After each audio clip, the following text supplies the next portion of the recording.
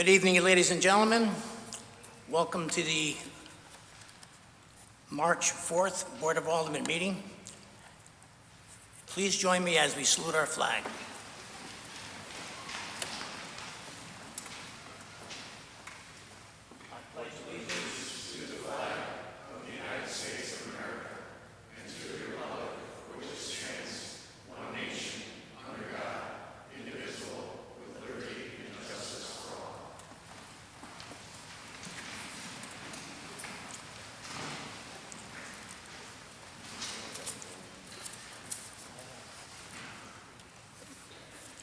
Roll call, Madam Secretary. Alderman Archiola. Present. Alderman Beatty. Present. Alderman Bevan. Here. Alderman Casey. Here. Alderman Federico. Alderman Federico would like to be excused, Madam Secretary. Thank you. Alderman Fowler. Here. Alderman Healy. Here. Alderman Jenkins. Here. Alderman Marlowe. Here. Alderman Mulrennan. Here. Alderman Pacelli. Here. Alderman Smith. Here. Alderman Vitro. Here. Alderman Vitale. Here. Alderman Willis. Here. 14 are present. I'm sorry, Madam Secretary. 14. 14 present. Thank you very much. 14 present. We do have a quorum. The next portion of the meeting is devoted to public comment. Statements are limited to the legislative function of the Board of Aldermen. The time limit granted to each speaker shall be 3 minutes. Residents, taxpayers, and electors may address the board at this time. The board encourages speakers not to express derogatory, insensitive, or offensive statements or to engage in personal attacks against individuals. In order to allow everyone an opportunity to speak, I'd ask that everyone please limit their comments to 3 minutes. Anyone wishing to address the board can do so at this time.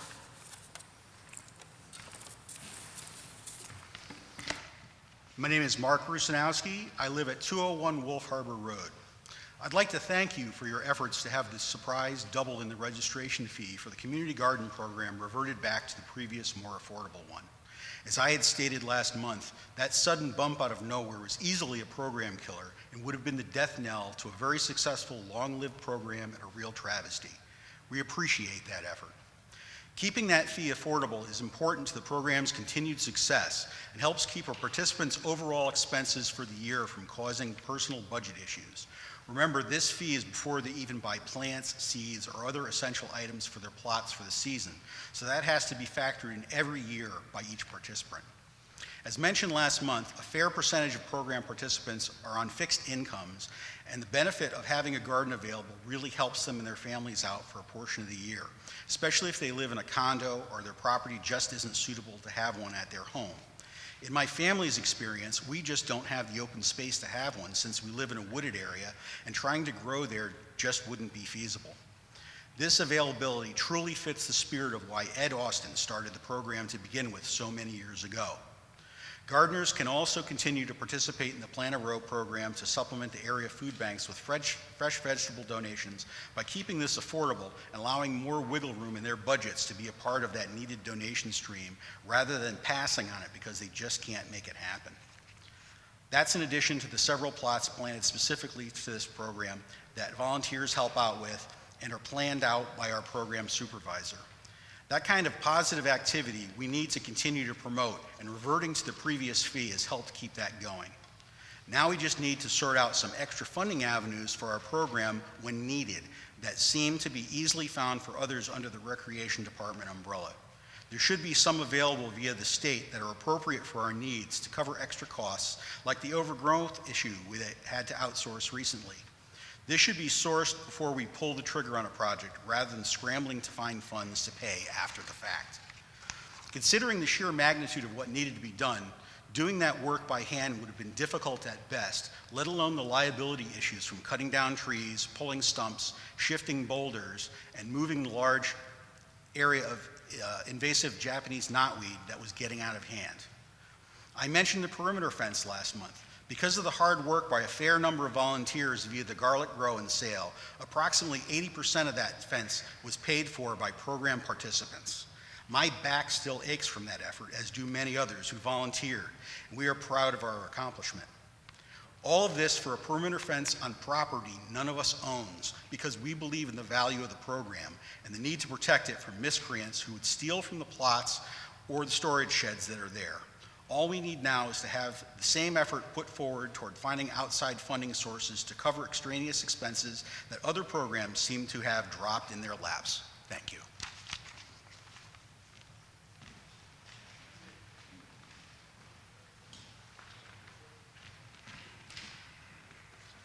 Good evening. Andrew King, 32 Cedarhurst Lane. Mr. Chairman, in January, the Democrat majority on this board did a great disservice to the Milford community when Alderman Pacelli and Archiolo made a circus of the board and commission appointments process by rejecting some of Mayor Genitasio's commission nominees to reappoint some others. Now, I recognize the city charter and ordinances allow you to do that, and you will say that you were just following the rules. However, you made a big mistake. In a rush to use your Democrat majority on your preferred reappointments, you exceeded your authority and appointed 2 members to 1 vacancy on the Animal Shelter Commission. This legislative mishap caused great embarrassment to Kimberly Jenkins, who just wanted to serve her community.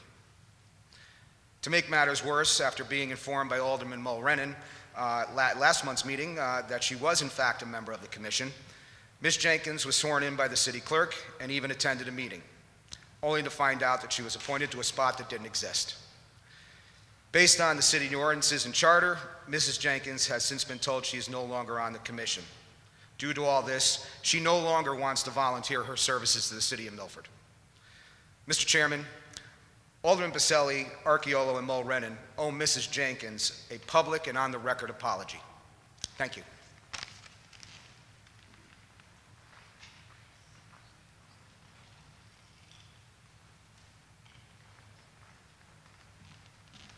Good evening. I am Alicia Post-Lindstadt from 50 Saley Road. I would like to bring a potential property development to your attention. The owners of 0 Depot Road went before the Sewer Committee on November 15th with a proposal to build a 42 residential unit project. As a property owner that will be directly affected by this project, I have many concerns. The parcel is wooded, wet, swampy, and myself and the other property owners directly bordering 0 Depot Road are concerned about the water runoff onto our properties. We have many other concerns that include traffic sight lines when turning onto Depot Road and increased traffic. As a property owner that will be directly affected by this project, I want to voice my opposition to any application to build such a large multifamily project. I also want to voice my opposition to any proposed zone change. Thank you.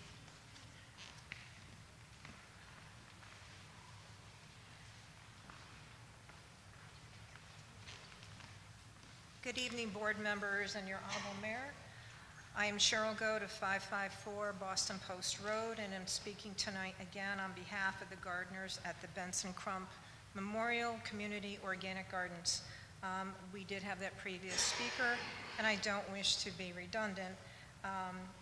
We all thank you again for the reduction from $100 to $50 for the fee for the season. We appreciate that. Although we had hoped to speak further to obtain a reduction back to $35, timing was against us. Signed contracts with a $50 check were required no later than March 1st by the Parks and Recs Department.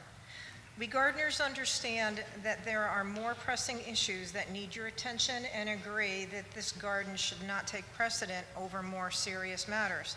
We just wanted clarity on how the $100 was originally reached, especially considering the research done and what other Connecticut cities and towns are charging.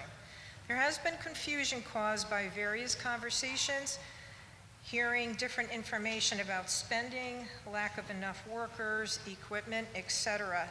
Possible donations received or sought after by Parks and Recs in addition to their budget monies from the city. Maintenance, grass cutting, tree cutting, removal, chipping, clearing is now being completed after several years of neglect that maybe it coulda, woulda, shoulda have been done yearly so as not to accrue higher costs when done all at once. And there was some negative pushback about not speaking at these meetings. Benson Crump is a well-established garden with no electricity, lights, structures, or raised beds. We are not asking for any new projects. and don't want to add any further costs to the city. We just want to preserve the ground that has existed for over 56 years and have the city maintain their portion as had been done previously. As part of their contract, each gardener, each of us, must maintain the areas within their individual plots and walking paths. We are not politicians or fully understand the road that you all travel.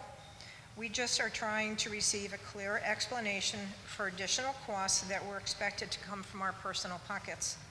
Going forward, we're simply asking and suggesting the following. Be given notice of the yearly permit fee cost by August, allowing time for gardeners to decide on what to do that following year. Having the city grant person research gardening grants to help defray costs, and possibly have an open forum meeting yearly between the gardens and Parks and Recs for an exchange of ideas on how to cut costs. We thank you again for your patience with consideration and look forward to a more positive outcome.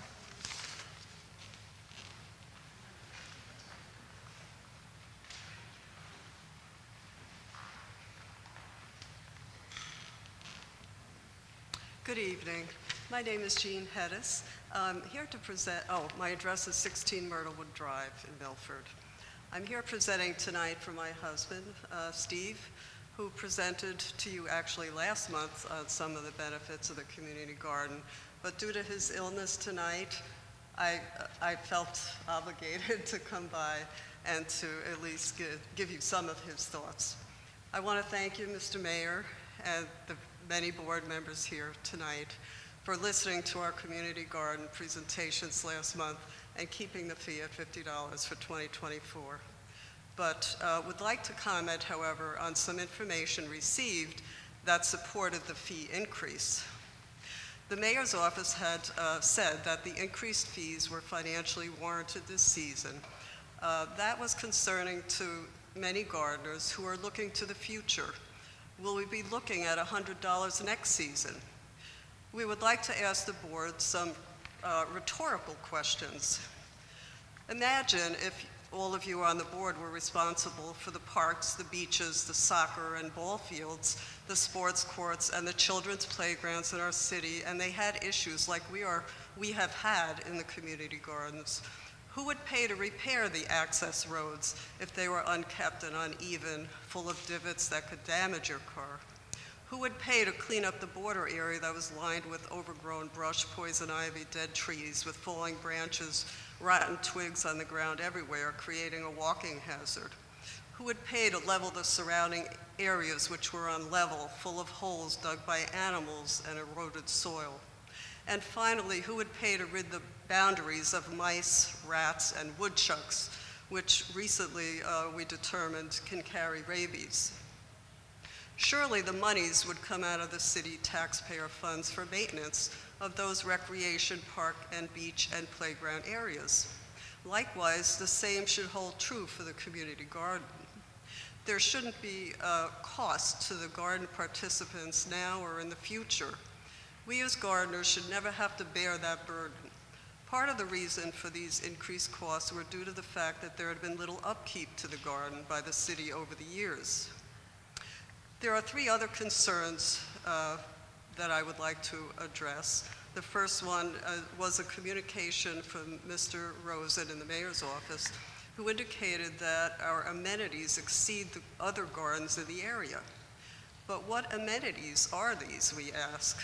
We have no electricity, no lights, no freestanding restroom, no security cameras. The porta potty is really not an amenity, but it's essential for garden participants. A second concern, Mr. Rosen's correspondence also said that we need to be mindful of the taxpayers of the city when setting fees. We have been told it would cost about $40,000 to run the garden. There are about 50,000 residents in Milford, so the community garden would cost each resident roughly 80 cents in taxes, which is really negligible.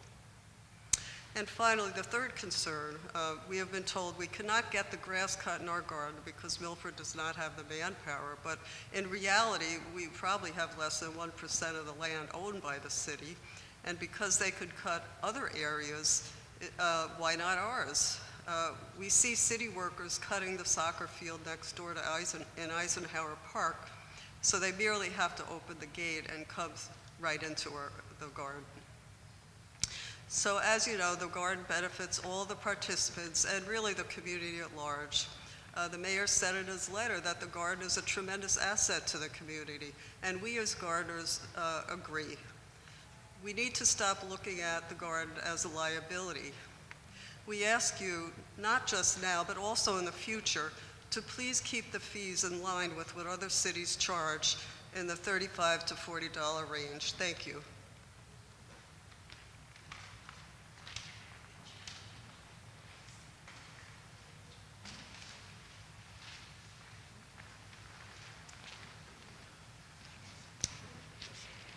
Good evening. My name is Tim Folsom. I live at 11 Mills Avenue in Milford, and I'm a participant in the Milford Community Garden Program through the Milford Rec Department. First of all, I'd like to thank the Board of Aldermen, the Rec Department, and the Mayor for rescinding the $50 increase for participation fees. In the Mayor's letter dated February 6, 2024, he states, the garden fee increase of $50 for 2024 was, quote, financially warranted. Based on the letter from Director of Recreation Bill Garfield, dated January 8, 2024, I would certainly have to agree with him, which is why I am here. The largest recurring expense listed on the January 8 letter is $5,000 for grass cutting. If that $5,000 cost for grass cutting, which is being done by a private contractor, were to be removed, the gardens would be self-sustaining, avoiding the need for future garden fee increases.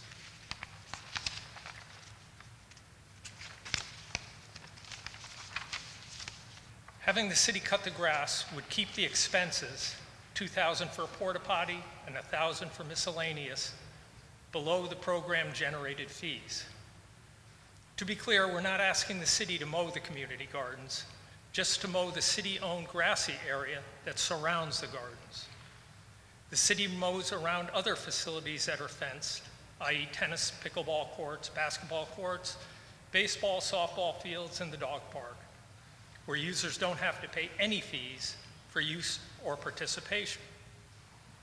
I'm not advocating that the city should start charging participants of these other programs and/or facilities, just that the community gardens should not have to pay for the routine lawn mowing of a city-owned area outside the gardens, an area that is untilled or planted by the community gardeners. The issue seems to be whether the Public Works Department has the manpower to provide routine mowing of city property. The Public Works Department does an incredible job providing services to the city, and from what I've read recently, their actions are even heroic at times. But if the Public Works Department doesn't have the manpower to provide routine lawn mowing services, and those services need to be privatized, those costs should be borne by the whole city, not just the community garden participants. As an example, when the city hires private contractors for snow plowing, those costs aren't passed through to the residents whose streets were plowed by an independent contractor. They're borne by the whole city.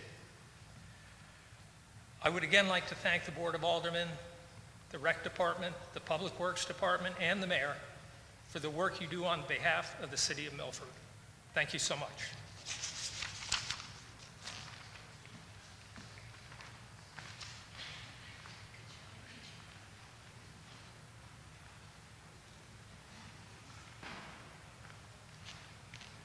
Hello. My name's Julie Johnson. I'm here to speak about the proposed apartment development on Depot Road. I'm a lifelong resident of 45 Essex Drive, and I purchased the house I grew up in from my parents, who bought it in 1971 when it was a new development. I grew up in the neighborhood with so many kids playing in the street with little to no traffic. We walked down Depot Road to Paradise Pond to take the path to McDonald's on the highway, always in the fear of running into Big Job, the legendary snapping turtle. As I built a family here and had children, the traffic steadily increased. I now have a granddaughter that I don't let anywhere near the street because of the traffic that goes speeding down as a cut-through to Depot Road. As Depot Road became more developed and more businesses opened there, the neighborhood became the cut-through from the highway. And when Gypsum opened there 3 years or so ago, tractor trailers began using our road at 4 a.m. And throughout the day, no matter that their trucks cannot make the winding turns of the residential neighborhood. The proposed development on Depot Road makes no sense to me. I'm a retired captain with the New Haven Police Department, and I was the unit commander of the traffic unit there for 3 years, so I know a little bit about traffic and traffic calming measures. The increase of traffic alone should put a stop to this project. Not to mention that our neighborhood already gets flooded with almost every rainfall, with neighbors having to move their cars to higher ground so that they will not get flooded. I only hope that our voices will be heard and we appreciate our representatives standing behind us when the time comes. Thank you for your time and consideration.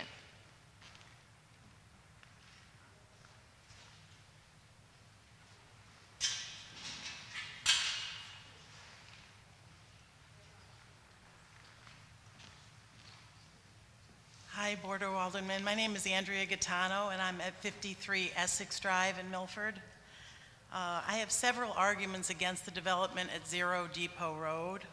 One argument would be the proposed development would be that it may exacerbate existing drainage issues in the area, leading to potential environmental impacts and increased risk of flooding.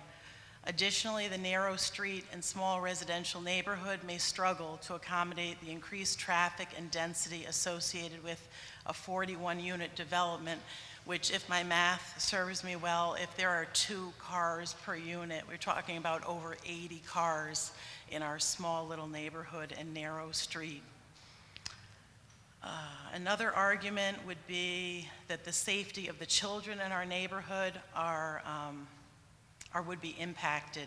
I've been teaching for 32 years, and I worry about the safety of children. The students in our neighborhood cannot be bused because of the proximity to Live Oaks. So these students walk to and from school very often.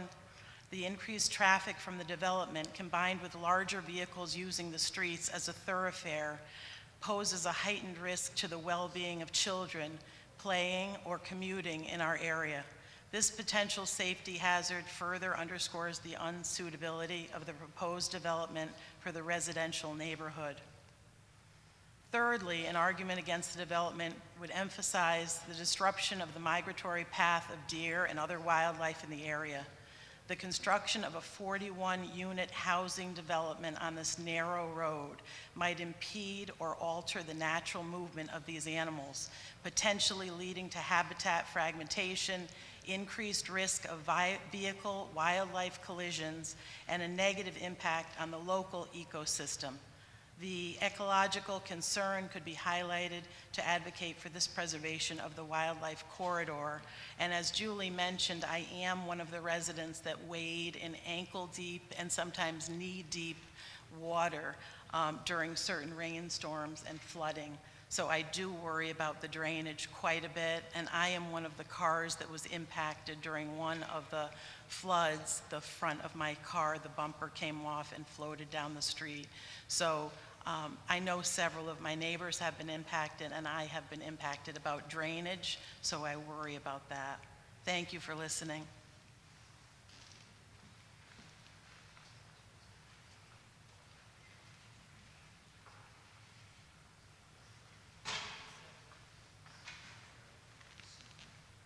Hello, my name's Maureen O'Grady. I'm from 22 Essex Drive. I'm also impacted by the proposed development. It was initiated by Michael Staley to erect 41 multifamily units at the end of Depot Road. It's a wooded area down by the railroad tracks. Depot Road is a dead end. The last 2 blocks are part residential and part light industrial.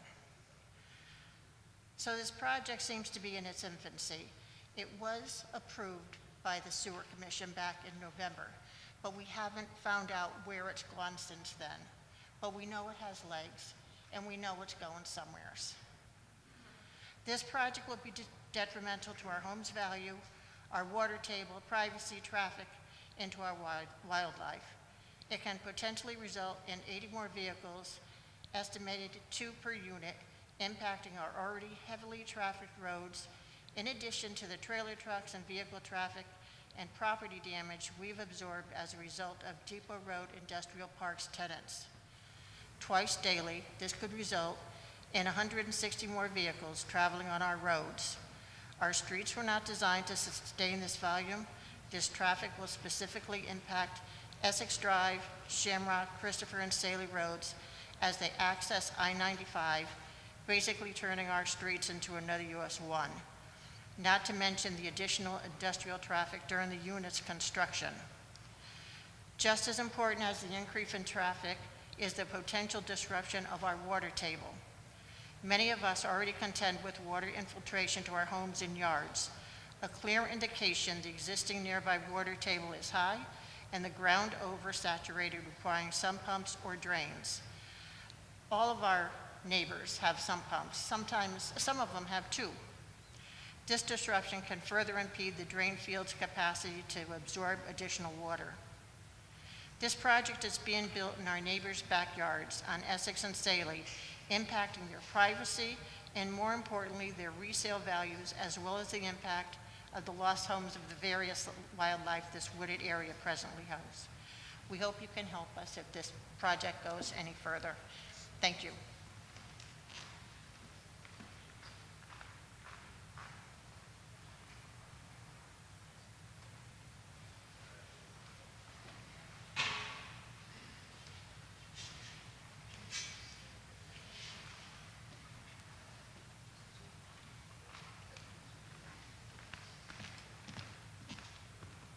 Hi, my name's Herman Lenz, 1185 Essex Drive, and where I live will be right on the border of this proposed development, of this 42-unit proposed development. As it is now, the water just winds up in my yard to begin with. When I first moved there 18 years ago, I could kayak after every rainstorm. And it's only going to get worse if you put pavement down for 42 cars, plus probably parking for visitors parking, plus the driveway entrances and exits. They're going to create less room for water dispersion. So how they're going to alleviate that problem of potential flooding, which is already bad to begin with, is beyond me. Because you'd have to build a whole new sewer system to accommodate all that water runoff. That's my first concern. The second, and I'm beating a dead horse here, but it's true. Since I've moved there, more businesses have moved onto Depot Road than we first moved there. It was kind of stagnant, it was scattered here and there. Now it seems to be more industrialized, more rigs coming in now with sheetrock. And then the triaxles taking that sheetrock and then going to whatever job site they have to go to. So therefore, that traffic is increased. The commercial traffic has increased. Now you throw in potential, like you said, 84 vehicles, maybe leaving the same time for work, like every morning at 8 o'clock or so, that you're going to see a backlog of everybody trying to get to Oxford Road or any way to get to 95. And this is going to be quite a dilemma for people that normally take the route. And as it is now, where I live on Essex Drive, Shamrock Road, nobody stops at Shamrock. There isn't a stop sign there, so they automatically think it's a free ride. You just take it and just go without looking. So I don't know how many times I've been clipped already, and this is without the influx of 42 potential units and the additional amount of traffic. So that is also a major concern for everybody that lives there. It's a tight-knit community, it's well spread out, and the land that's there is so waterlogged and swampy and really undesirable for building, especially if you want to build units, and what you're going to be looking at is all commercial industry. Sorry about that. So, in my opinion, I think it's really a no-go. Because I live there, obviously, but to really inundate the area with more population and more vehicles and more water, more congestion, I see it as a bad thing for the neighborhood. As it is, you go down Seaside, you go down Meadowside, you see everything that's sprung up. These were all good neighborhoods, nice home, like New England style. Now you're throwing all these units and you're overbuilding. When does it stop? When do you stop? When do you run out of land? Somewhere along the line, it's got to stop. That's all I'm saying. It's like, these neighborhoods are getting ruined. The people put all their lives and heart and headache into their, all their money into their homes to make them worth something. You put a development like this, you just kill everything that people work for. So, that's my gripe. Thanks for listening.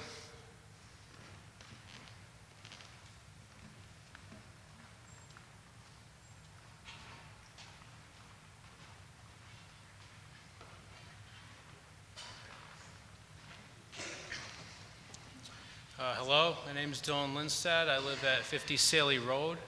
I'm here to speak as well about the Depot Road development. Where my house is, literally a stone's throw away from where this new development would be. A lot of the people that have spoken tonight are much more articulate about all of their concerns. I'd just like to add my voice to the course of people in opposition, and please strongly consider what they have to say. I completely agree. I do not feel this bit of land is appropriate in any way for this sort of project. So, thank you.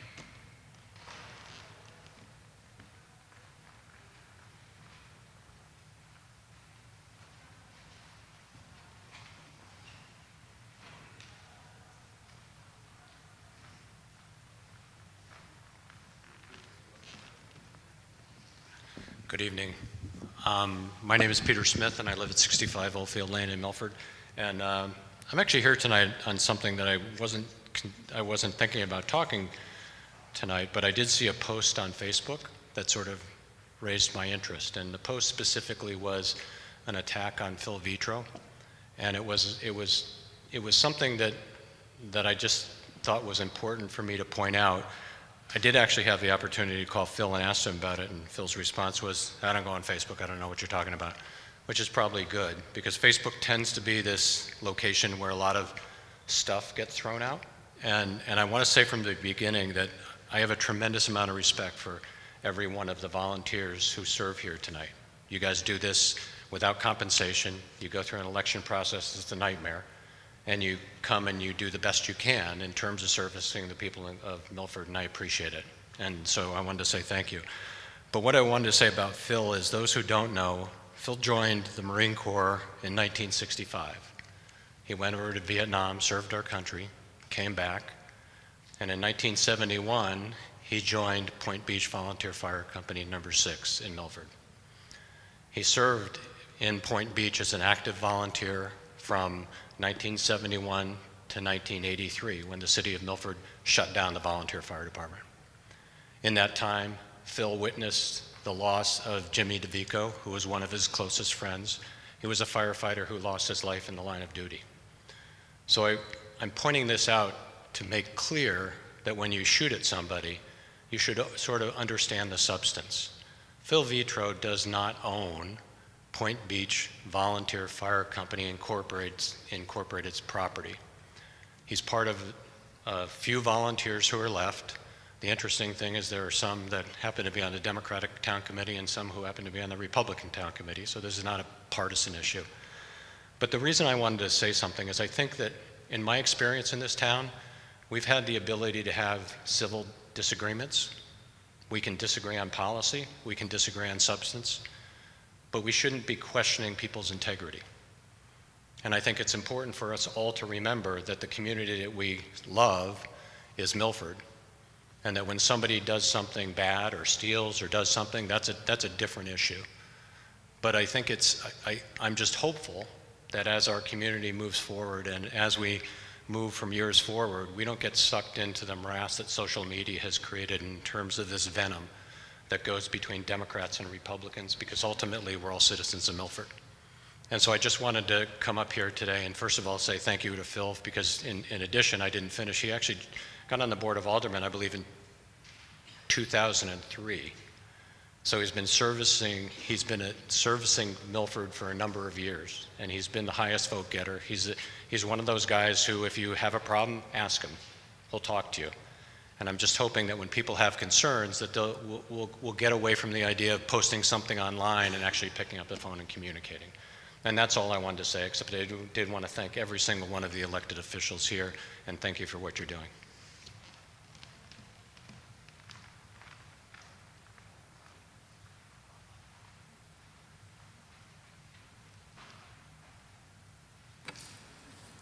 Does anybody else want to address the board at this time?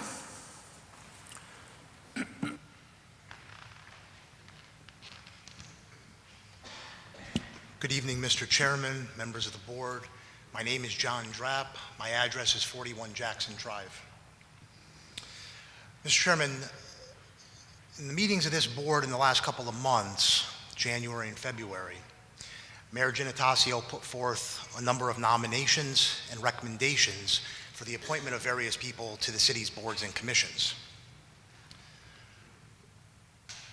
What happened at those meetings is a matter of public record at this point, but those meetings were educational for me, because if we put aside the departure from precedent that those meetings represented, it also was a very good lesson in civics for a number of people, I imagine, but specifically myself, because the question that was posed to me was, does the Board of Aldermen have the ability to do what it did?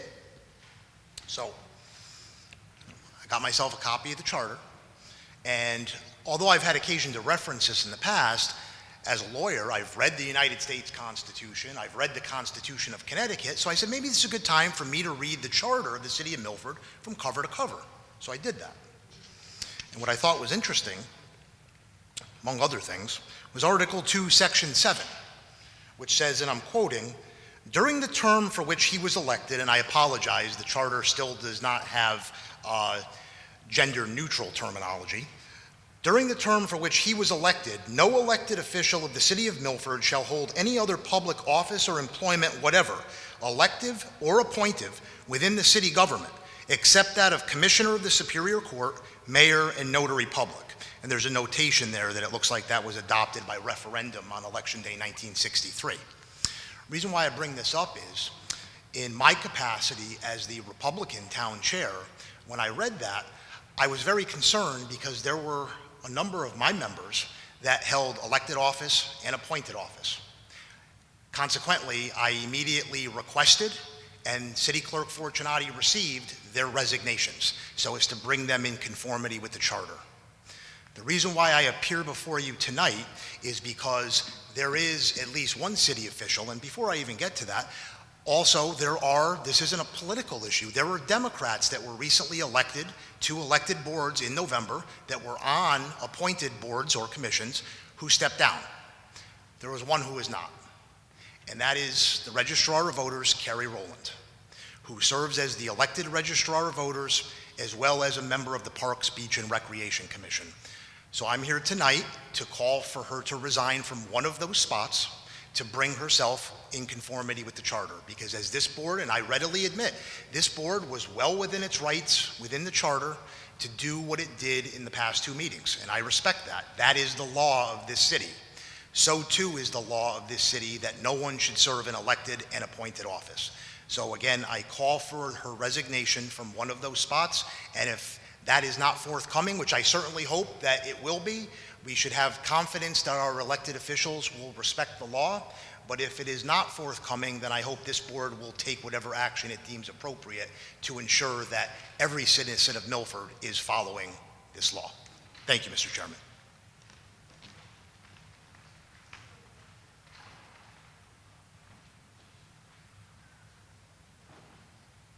Is there anyone else who would like to address the board at this time?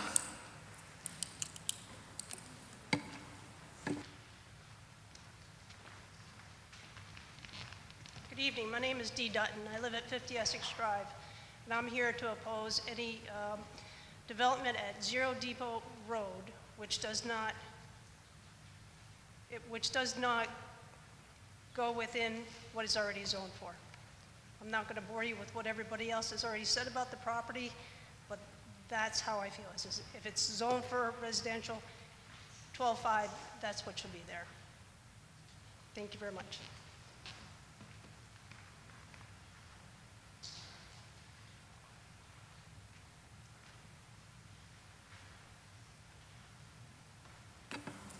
Would anyone else like to address the board at this time?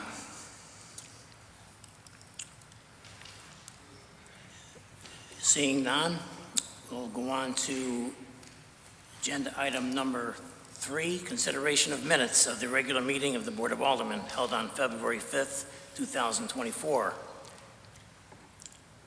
Is there a motion? Motion to approve the minutes. Motion to approve the minutes. We have a motion made and it's seconded. Is there any discussion? Seeing none, all in favor? Aye. Opposed? Motion passes unanimously. At this time, I'd like to ask the secretary, we don't get a copy, I should say, could we ask for a copy of the minutes, maybe put it into our packet so we'd have it for the next meeting in April? That'd be okay?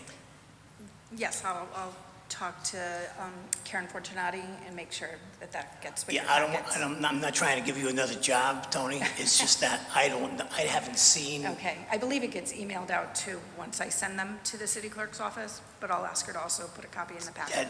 That would be great. Thank you very much, You're Tony. welcome. Chairman Vitro? Yes, Alderman Marlowe. I would like to ask for a 5-minute recess. Absolutely. Thank you. 5-minute recess, please.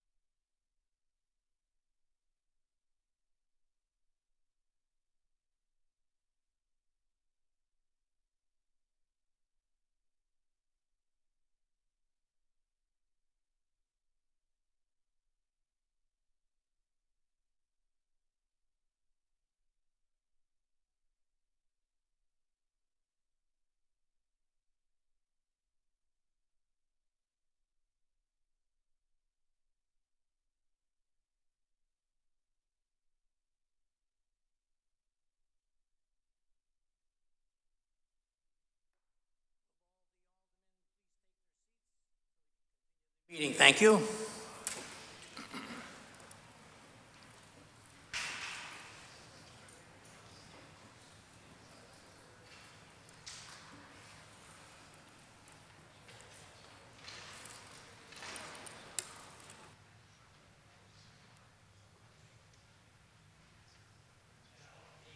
We're going to open the meeting up under the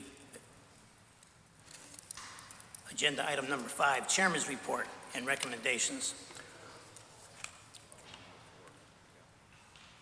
It's consideration of minutes of the special organizational meeting. We don't have that. So that's why I didn't mention it. You want me to bring it up and then don't say anything?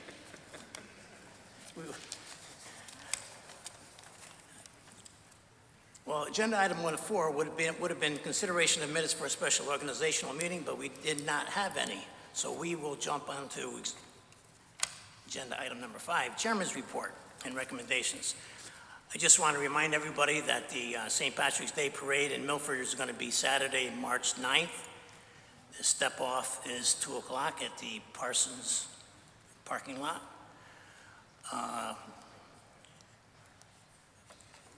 And also, I want to mention too, I promised the members of the community gardens that I was going to put the matter of the community gardens on the agenda.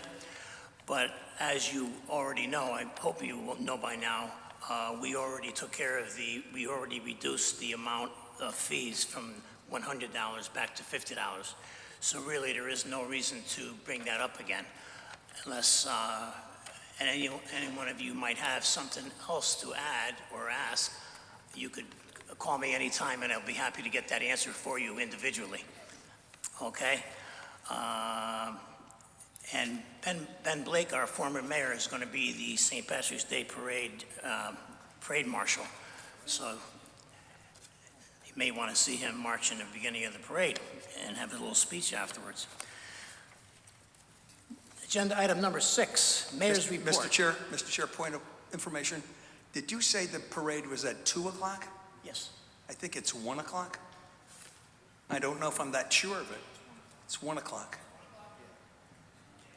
Information wrong. Thank you, Alderman Vitale. It's 1 o'clock.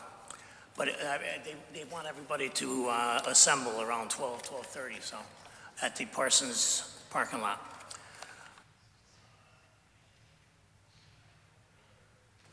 Agenda item number 6, Mayor's Report. Mr. Mayor, do you have a report? Yes, sir. Thank you, Mr. Chairman. Good evening, members of the board. Good evening, residents.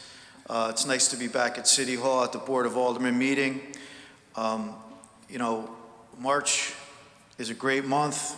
It's approaching spring. We have the St. Patrick's Day Parade, as Chairman Vitro mentioned. We will also be kicking off the festivities on Wednesday, March 6th at 12 o'clock here at City Hall. We're going to be raising the Irish flag at City Hall, so that's a great event as well. So if you have the time and you have the opportunity to come by City Hall, I would encourage you to do that.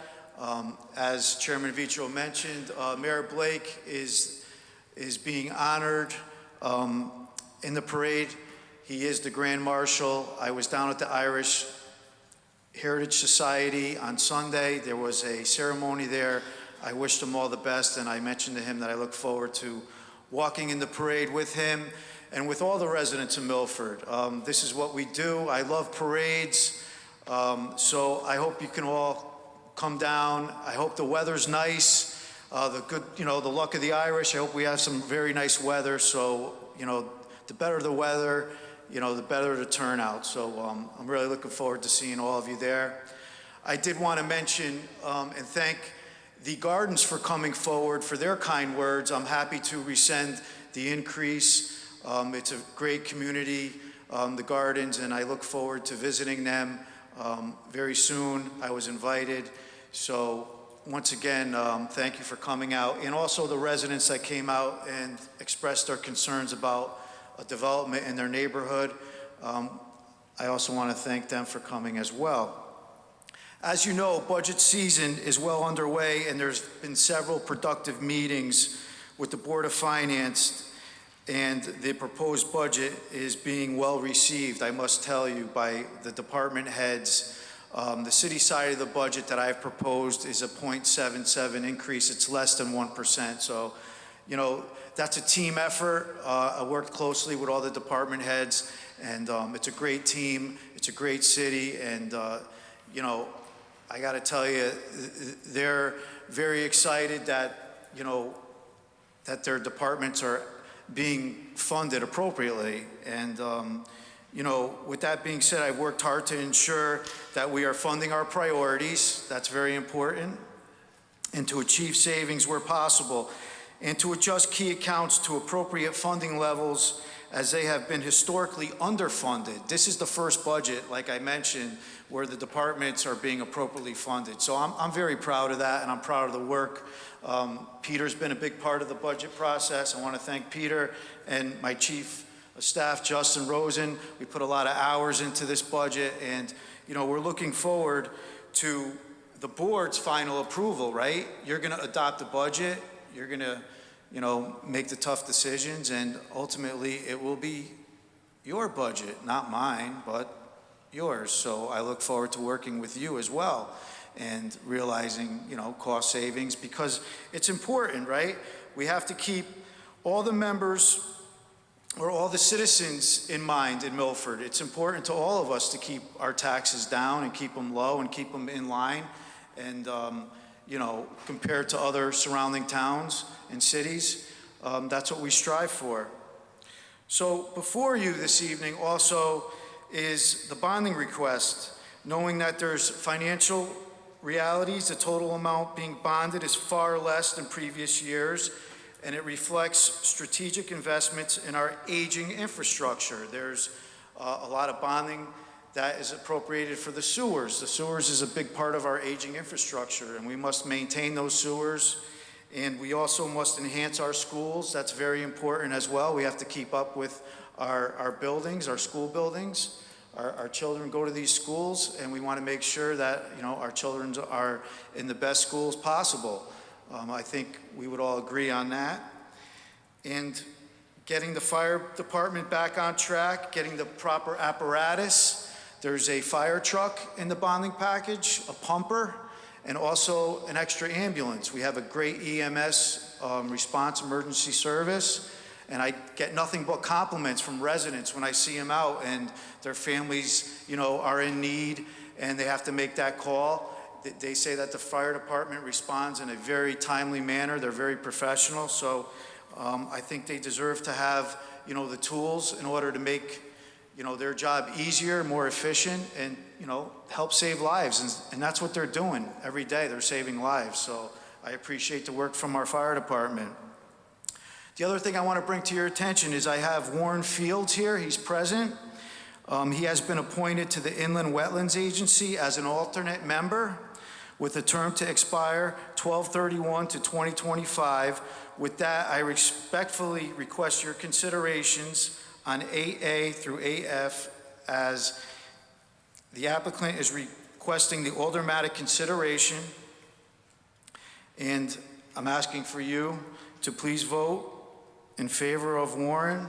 He's a longtime Milford resident, and at the end of his confirmation, I would ask you, Warren, to come forward to get sworn in by our Assistant City Clerk. And with that being said, Mr. Chairman, it's great to be back, and look forward to getting the meeting underway. Thank you. Thank you, Mr. Mayor.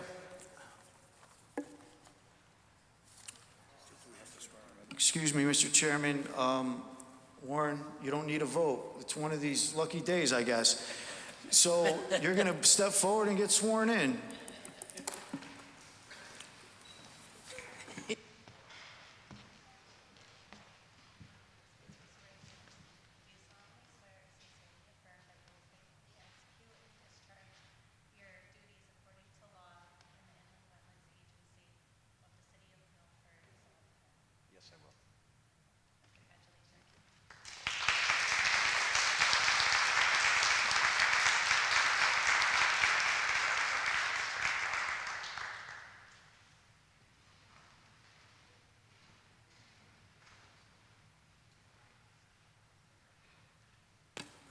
Congratulations, Mr. Field.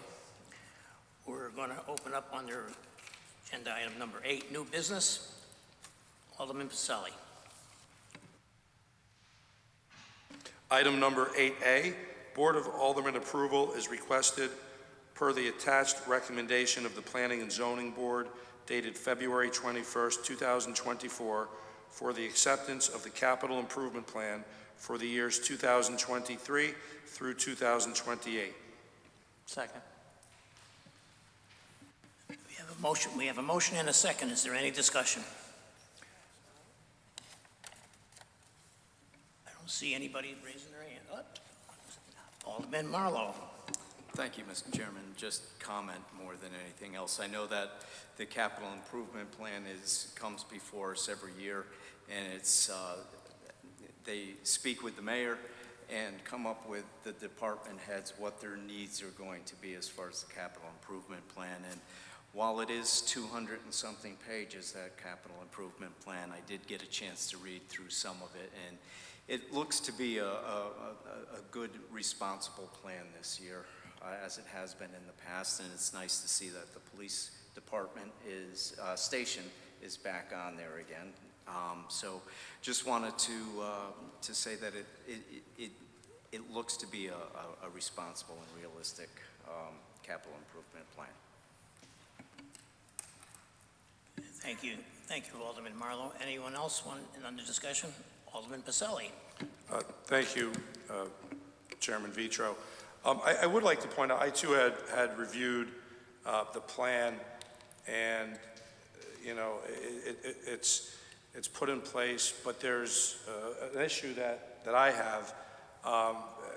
We talked, or there was some talk earlier today of the city charter, and in reviewing the city charter, I too took some time recently to read this document from beginning to end again, and I see that in Article 6, Section 1, the mayor is directed to deliver by February 1st, along with the budget, an updated capital improvement plan that had been considered and approved by the Planning and Zoning Commission and the Board of Aldermen. So we are here today to consider this, but we are also in a position where we're presumably over a month late with this document and this item to be considered. And there is a delay, and by virtue of this delay, Mayor Giantassio has presumably slowed down the budget deliberation process on the Board of Finance side, because apparently pursuant to the charter, all such deliberations are to be on hold until the capital improvement plan has been passed. And you also should consider that the city's eligibility for grant monies that the city might otherwise have been available for would have been on hold as well. So I just want to point out that there was a delay. It's not something I've seen since I've been involved in the Board of Aldermen. I'm sure there's been a learning curve to get to this point, but I did just want to point that out. I'm happy that we're able to consider it today, but it is late. Thank you. Thank you, Alderman Pacelli. Any more discussion on the motion? Alderman Marlowe. Thank you, Mr. Chairman. While I do understand to Alderman Pacelli's point that it is late, my understanding was, though, is that the Planning and Zoning Board did not act on it, so it didn't come before the board at the last meeting. So that was my understanding of it, just for clarification. Thank you, Alderman Marlowe. Any other discussion on the motion? Alderman Vitale. Thank you, Mr. Chair, through you. Although the CIP is a plan, it's a wish list, and it's a projection of what departments are looking forward to. There's nothing etched in stone about it. It comes to us for approval, so just to keep in mind and making sure that the out in TV land, people understand that it's a wish list and each project is brought up and we have to do due diligence within those projects that we vote on. Thank you. Alderman Casey. Hello. Thank you, Mr. Chairman. I have a question for the town attorney, city attorney. As speaking about the delay, is the board, planning and zoning is required to act upon this before we get it, right? Mr. Chair, through you, the answer is in the affirmative, yes. It's my understanding that the capital improvement plan was provided by the mayor's office in January to the Planning and Zoning Board, and the Planning and Zoning Board then approved it to ensure that the capital improvement is consistent with the plan of conservation and development. As you note in your packet, city planner provided the approval in February. And what would happen if, like, hypothetical, if the would didn't act upon the planning and zoning didn't act until like April? Would that suspend any grants that will be available, or what happen? What happen if you know? Oh. Your LoCIP grants, you need an approved capital improvement plan. That's the one grant I know requires an approved by the legislative body of the municipality to require it. So maybe the mayor or chief of staff can talk to you about LoCIP grant timing, but that's the grant that you need a capital improvement plan approved by this board. But to Alderman Vitale's, it's a wish list. It's measured and evaluated by the Planning and Zoning Board for consistency with our plan of conservation development, and obviously by this board for the wish list that as they look for infrastructure investment. And what happened if we didn't go through planning and zoning and didn't approve? If we took it out of order, it will be like improper? Frankly, I don't know if you can take it out of order. I know that historically it was a conditioned precedent. It came to you as fully baked approval from P&Z. If you're asking me, could this board approve it and then send it back to P&Z? I don't know the answer off the top of my head. Thank you. Is there any other discussion on the motion? Mr. Mayor. Thank you, Mr. Chairman. Through you, just for a point of clarification. This was actually put forward on the agenda in a timely manner, but we had to pull it because it wasn't approved by the Planning and Zoning Board. So that's where the delay is. That's the process. Thank you. Thank you, Mr. Mayor. Any other discussion on the motion? Seeing none, all in favor? Aye. Opposed? Motion passes unanimously. I'd like to ask for a motion to reorder the agenda to take up the other items on the agenda. We have in line the cash advance goes after the ordinances, so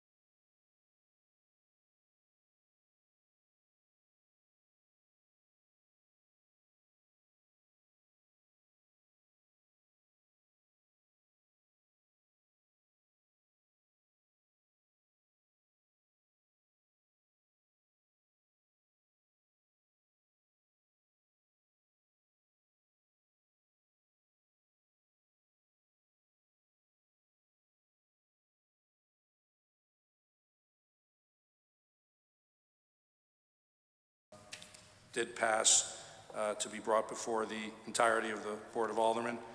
So first we'll take up 12A, Roman numeral 1, an ordinance appropriating $2,200,000 for the design and construction of sanitary sewers and wastewater facilities, and authorizing the issuance of $2,200,000 in bonds of the city to meet said appropriation, and pending the issuance thereof, the making of temporary borrowings for such purpose. Second the motion. motion has been made and seconded. Is there any discussion? Alderman Marlowe. Thank you, Mr. Chair. I believe I saw the Public Works Director, Chris Saley, was here, maybe not. My question, Chris, is just if you could come and just maybe explain a little bit about when it says design and construction of the sewer and wastewater facilities. Is this for repairs, or what is this bonding for? Thank you. Sure. Part of it is going to be for a full study of this sewer system. We're waiting for DEEP approval for the 55% matching grant that DEEP will fund us. So that will be part of it. The other part is we're looking to eliminate the pump station that's on Pumpkin Delight Road and have a gravity-fed line installed all the way down the Mayflower. Those are the two projects presently in that $2.2 million. And depending on where those numbers come in, we might have another project with more pipelining. Thank you, Chris. Is there any other discussion on the motion?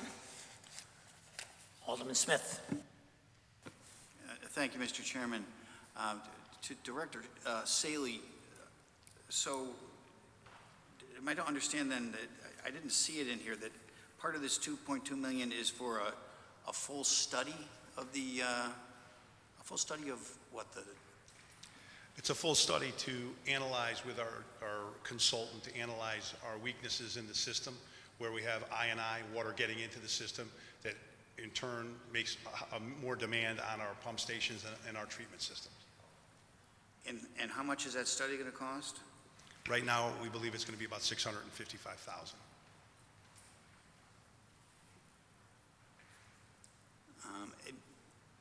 And how much was bonded last year for our sewers, for Milford's sewer system? I wish I had a memory that good, but I don't. But I'd ask Peter. Peter, are you aware what we bonded last year for sewers? Through you, Mr. Chairman, to Alderman Smith, it was close to the same amount last year.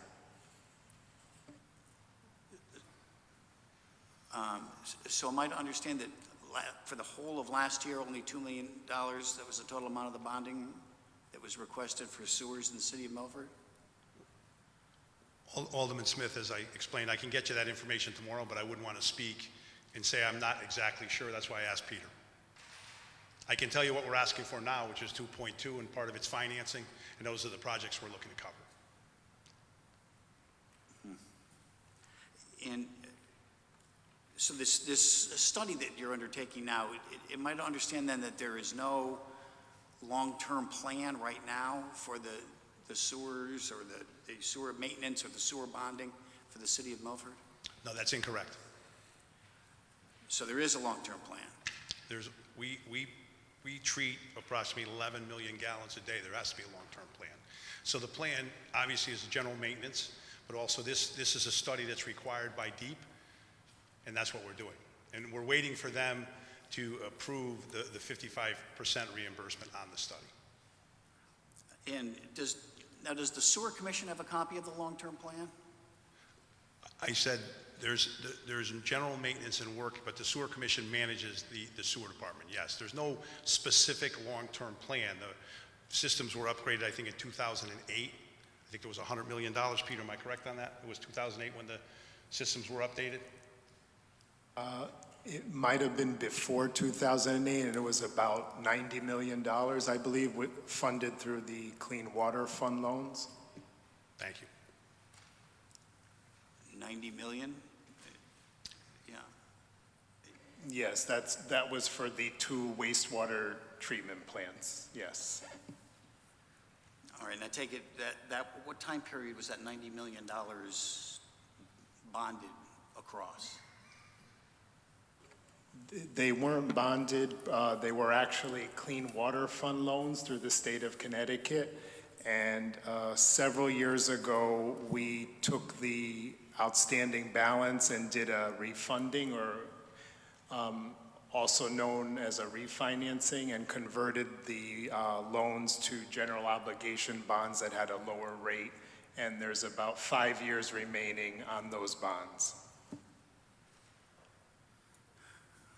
All right, but there is no long-term plan as such that you've given to the sewer commission, so that there isn't one that you could give to us either. Well, the plan shows on the capital improvement plan will show the requests from the Superintendent Lindsay King of what his priorities are. That's what I would say.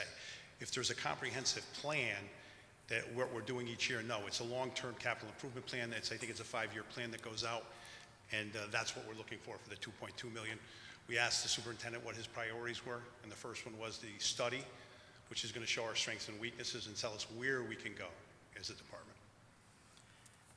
The, putting aside the study, but the maintenance portion of this request, is this emergency maintenance? Is this, are things in imminent prospect of failure? I don't understand the question. We do general maintenance every day. We jet sewer lines. We do general maintenance across the whole system. So I'm confused by the question. Right.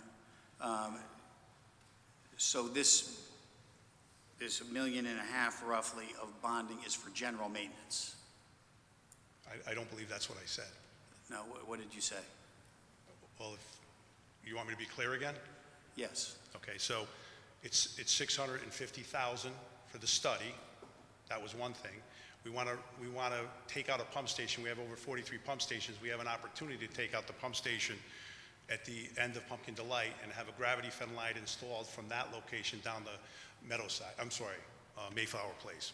And that's part of it. We don't know where that number will come in. We're hoping it's going to come in under $1 million, and that will let us do other maintenance, which is pipelining throughout the city, which is a cost-effective way to improve the longevity and the lifespan of our system. Well, why shouldn't we wait on that until this full study comes in? I mean, why are we replacing a pump station now when we're about to do a full study of the whole system? Well, number one, a pump station is very expensive to maintain. As you can see in the previous bondings that you approved from Rogers Ave, which is multi-million-dollar improvements. So if we can eliminate a pump station, and it very simply gravity fed, so we don't have to pump up, it's just, when the pump station was designed years ago, I don't know why they didn't make it gravity fed to that location, but they didn't. And so we have an opportunity to reduce costs as part of this long-term goal of being more efficient in the department. All right. Thank you, Director Saley. I appreciate your answers. Yep, anytime. Mr. Chairman, I have concerns about the sewer bonding generally. I didn't hear here that we have a firm plan. I don't much care for the prioritization process as I understand it through the Sewer Commission. As well, I have problems with the way the Sewer Commission is structured and how it puts together its proposals and packages, and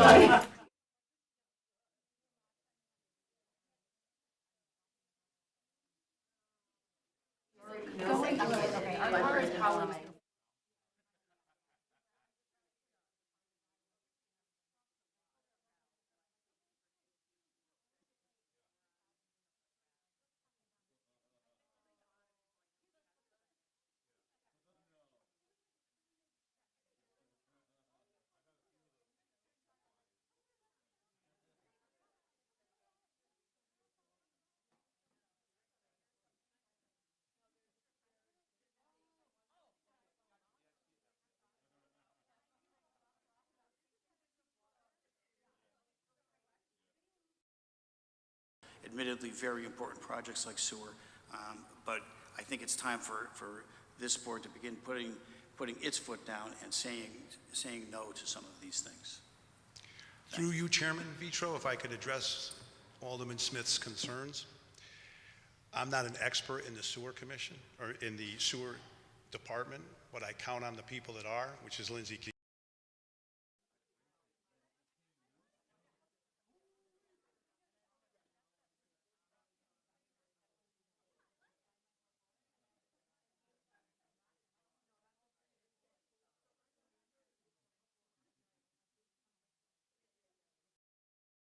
the sewer commission with our consultant, and these are the priorities that he decided. You as a chair or a board member can vote against that, but I would say that is poor judgment to do that, especially we worked with Mayor Gennatasio to be very aggressive with the bonding in the department because we understood some of the concerns that the board would have in regards to having too much money spent. But this is well money spent. We're going to be reimbursed 55% of the $655,000. So not to authorize that, I think, would be a significant mistake. Mr. Chairman, if I could. I appreciate the input from Director Saley. My concerns, however, weren't addressed to you. All right, so you've made your response here known. My concerns were addressed more to this board. And frankly, the very relationship between the consultant that is referred to and the sewer commission is one of my primary concerns. The way this consultant tends to oversee, frame the projects, put them out for bonding, put them out for bid, and direct the sewer commission, I think that's a process in particular that needs to be rethought. It's not something that I'm saying Director Saley does a bad job at or that his sewer folks do a bad job at, but I have a problem with the process as it exists right now and the way the bonding has been presented to this city. I think it's time to stop this until we get a clearer picture of what's going on and what our priorities are. And that's not a request for additional comment from you, Director Saley. That's just, those are my opinions on this line item. Any other discussion on the motion? Seeing none, all in favor? Opposed? Madam Secretary, roll call, please. Alderman Archiola? Yes. Alderman Beatty? Yes. Alderman Bevan? Yes. Alderman Casey? Yes. Alderman Fowler? No. Alderman Healy? Yes. Alderman Jenkins? Yes. Alderman Marlowe? Yes. Alderman Morenin? Yes. Alderman Pacelli? Yes. Alderman Smith? No. Alderman Vitro? Yes. Alderman Vitale? Yes. Alderman Willis? Yes. 12 yes, 2 no. That is 12 yes, 2 no. Thank you. The motion passes. Agenda item 12A2, an ordinance appropriating $4,592,500 for various public improvements and authorizing the issuance of $4,592,500 in bonds of the city to meet said appropriation and pending the issuance thereof, the making of temporary borrowings for such purpose. Second the motion. Motion has been made and seconded. Is there any discussion? Seeing none, all in favor? Yes, Opposed? Mr. Chairman? Yes, I have some questions on this. Similar to my concerns on the last item, this is a $4.5 million request, and I haven't heard anything that these are emergencies, and these improvements are not items which I think should be bonded for at this point in time.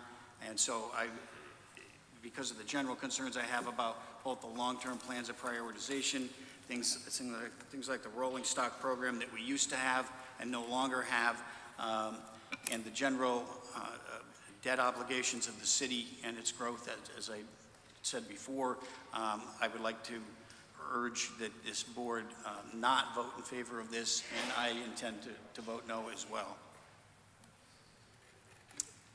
Any more discussion on the motion? Seeing none, all in favor? Opposed? Roll call vote, Madam Secretary, please. Alderman Archiola? Yes. Alderman Beatty? Yes. Alderman Bevan? Yes. Alderman Casey? Yes. Alderman Fowler? No.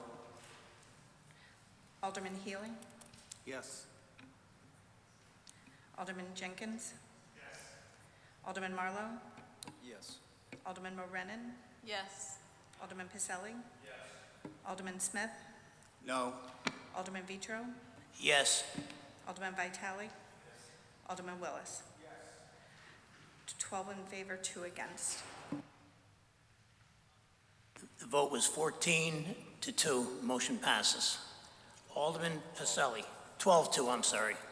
Alderman Pacelli, agenda item 12C. Agenda item 12A, Roman numeral 3, an ordinance appropriating $7,150,000 for various school improvements and authorizing the issuance of $7,150,000 of bonds of the city to meet said appropriation, and pending the issuance thereof, the making of temporary borrowings for such purpose. Second the motion. Motion has been made and seconded. Is there any discussion? Alderman Marlowe. Thank you, Mr. Chair. I think Dr. Katai is here. I just did have a question, well, 2 questions actually. One was with the high schools and the technical education facility and equipment, and I wonder if you could go into a little bit of just what that really is, and is it partially in place already? Is this to finish something, or is this a new program that's starting?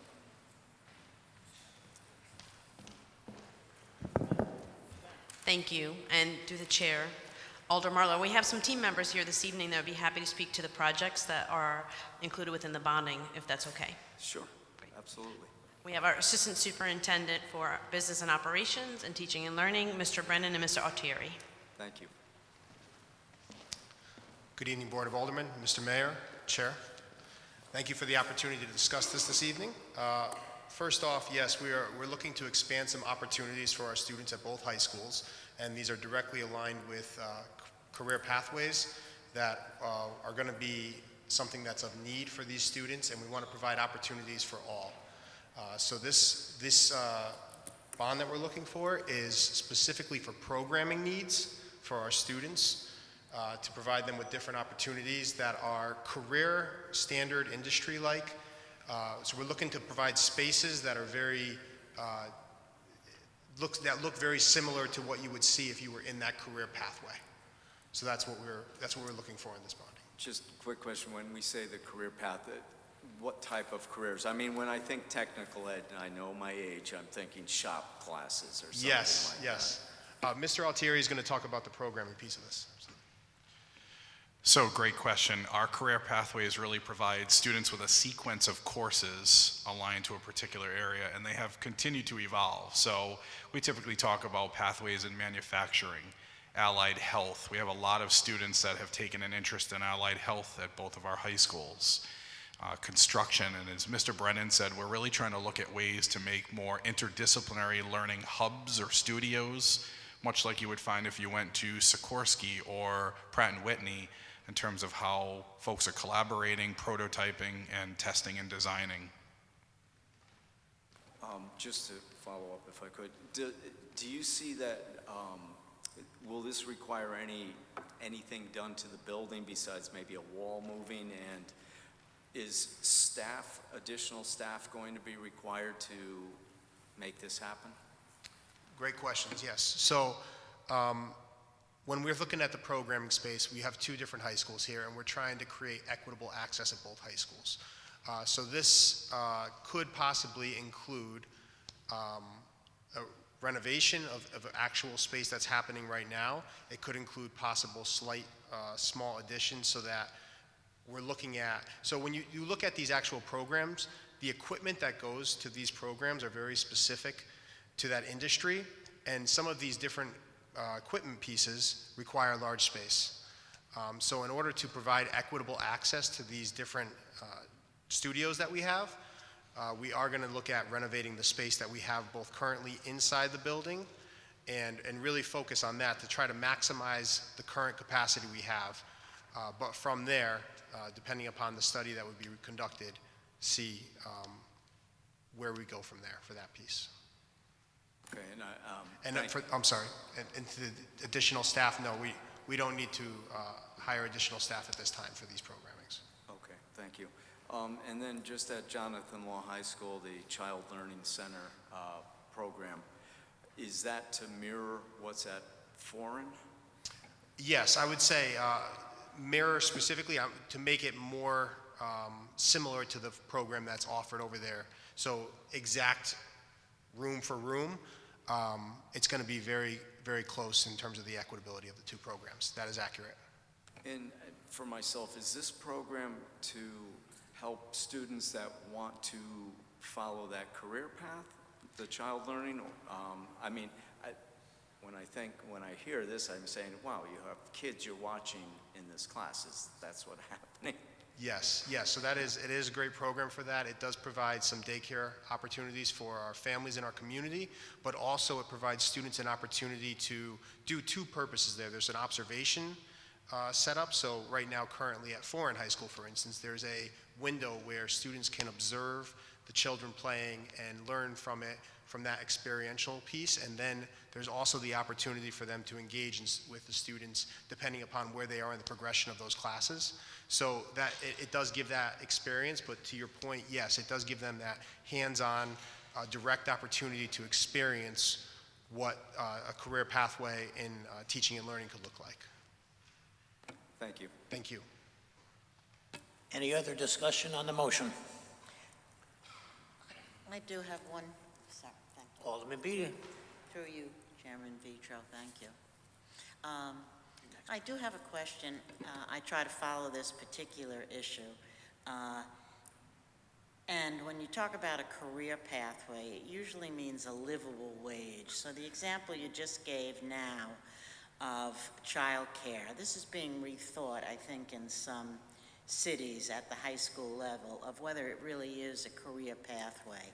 And some career paths in big cities, career paths, say, in cosmetology and hairdressing, have been eliminated because it really isn't a career path if it's not a livable wage. So I wonder, I think it's a good opportunity for students to see what the child care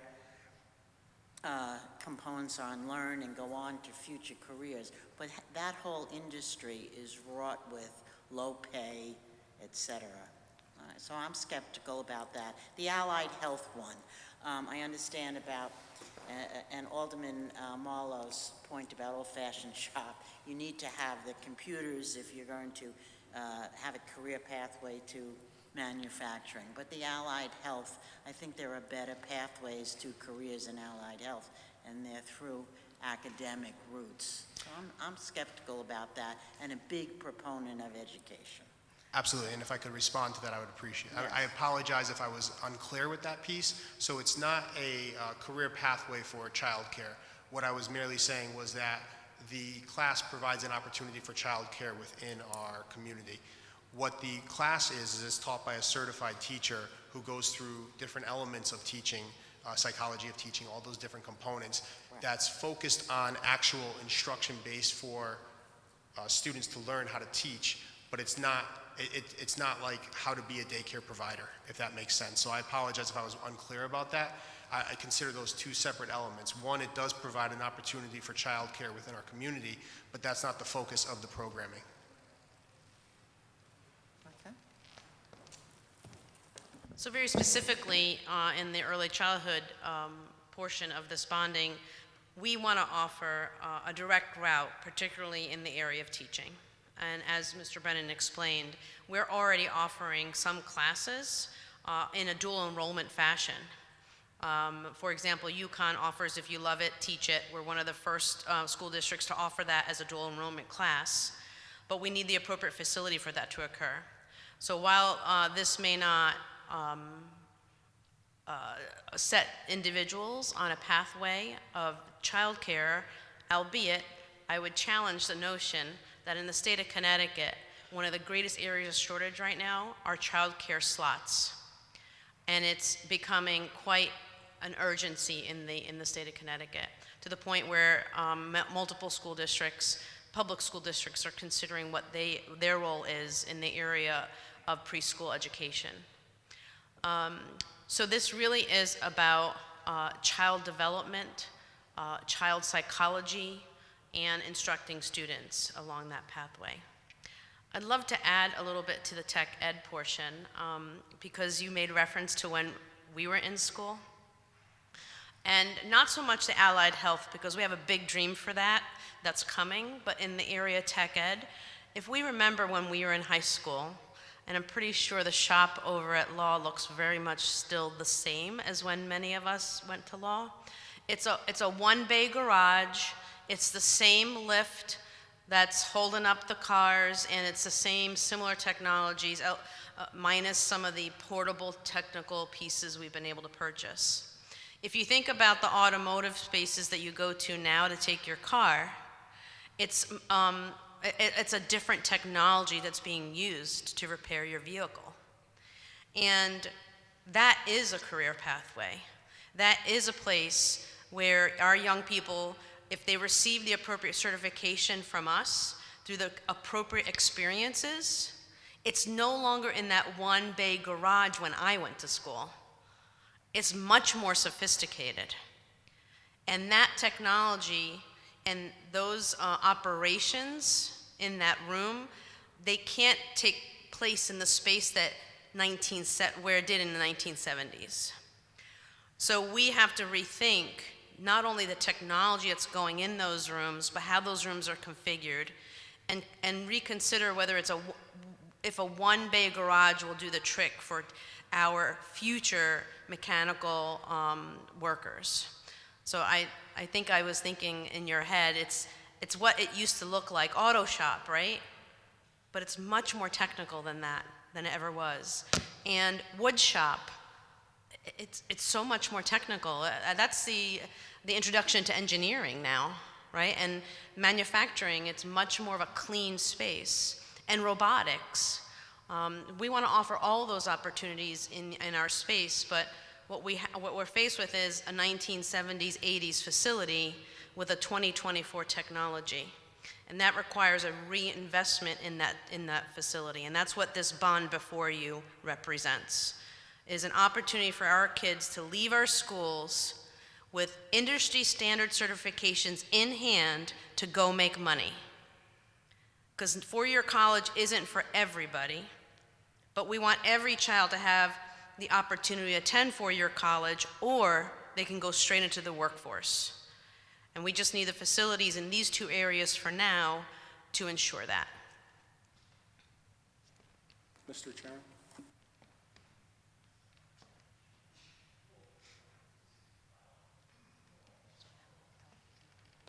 Yes, Alderman Healy. Mr. Brennan, a question for you. On the manufacturing side of this, and again on the allied health, are you partnering with external stakeholders that currently lead in these specific industries? Are there internships that are available? Are we putting this all together into the programming so that, as Dr. Kataya said, upon completion, they're going to walk out the door and they're going to be able to find suitable employment and be professionally challenged in these, as we call manufacturing, allied health, or these interdisciplinary, hubs that you're in the process of putting together for these folks? Yes, through you, Chair, Alderman Healy. This would actually be a question for Mr. Altieri because it's programmatic based, so I'm going to have him take that piece. So to your question about the allied health, even though it's not included in this particular plan, it is something that we are partnering with members of the business community. We have individuals that come in and support our work through our Perkins grant funding to be able to do some collaboration around allied health as we continue to think about how we're going to expand the program and grow our coursework. We have a fantastic staff member who is leading a lot of that work at both of the schools. So we're really excited about opportunities moving forward. And I don't recall the second part of your question, Alderman. Well, part of it relative to manufacturing. So students who have an aptitude in the mechanical, field, engineering, partnershiping with, different facilities, manufacturing facilities within our geographic, area, and then getting, those folks to come in, be part of the program dialogue, share that information, and then your teaching that's on site, then internship external with these external partners so that they're learning on the best technical aspects of it. So as Dr. Kataya mentioned earlier about, let's say mechanics, automobile mechanics. We have state-of-the-art facilities, recently dealerships that have been built in Milford. Those places have invested a lot of dollars and a lot of physical space. So students that have aptitude and desire to go into that field, if this is part of a program so that they have external opportunities to learn on-site somewhere under supervision as well as in-house at our specific schools. That's a great question. So we actually have an industry collaboration board that consists of individuals from all of our different career pathways, whether it's manufacturing, it's business, that come in and meet with us throughout the year. We use the time. We actually had a meeting several weeks ago where we started doing some planning for opportunities for internships. We started to talk about why the need for exploring areas in the technical education fields are important for our students.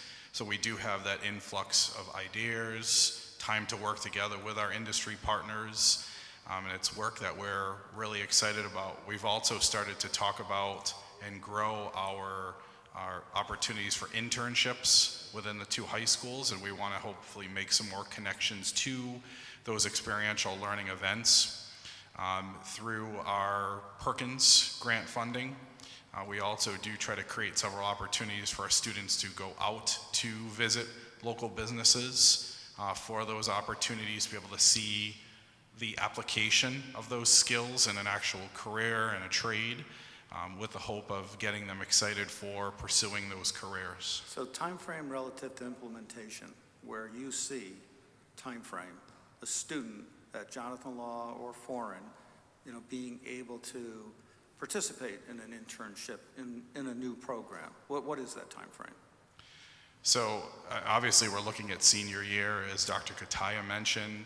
We really want to continue the opportunity for those industry-related certifications as part of coursework, which makes them more marketable to be able to go into an internship or externship opportunity, but also be able to leave our high schools ready to go into an actual career or apprenticeship. So we're excited about the growth that we can see through those programs.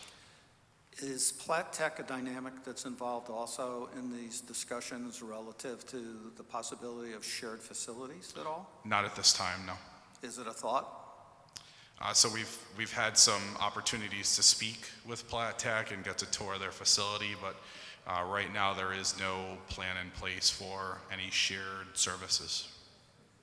Okay, I would certainly encourage that at existing state facilities that are within our geographic, area, for any opportunities for dialogue. You're learning best practices, and we're certainly look to implement best practices. So if we can learn something, or if we can avail to a Milford Public School student an opportunity for some specific, 8-week program at a state, training facility that's going to enhance their ability to pursue a professional career, it would be a good idea. At this time, the technical high school system does not offer a during-the-day partnership with public schools.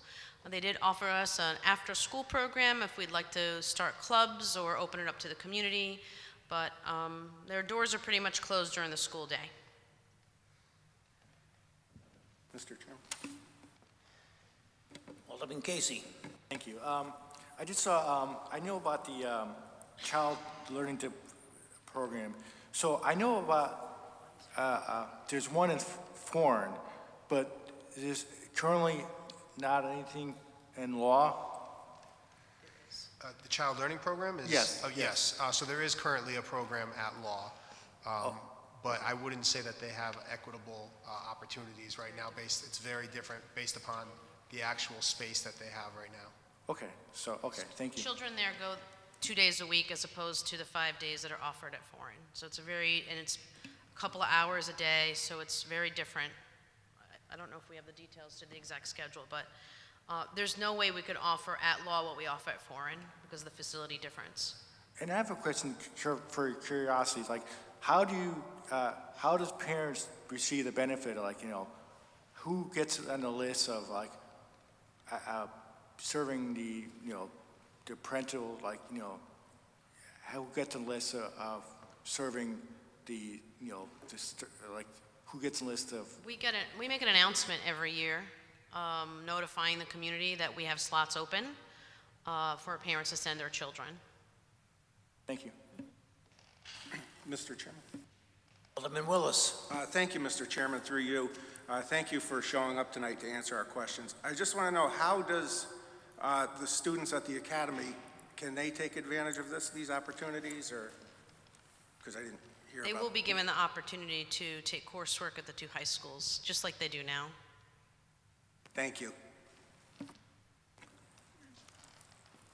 Any more discussion?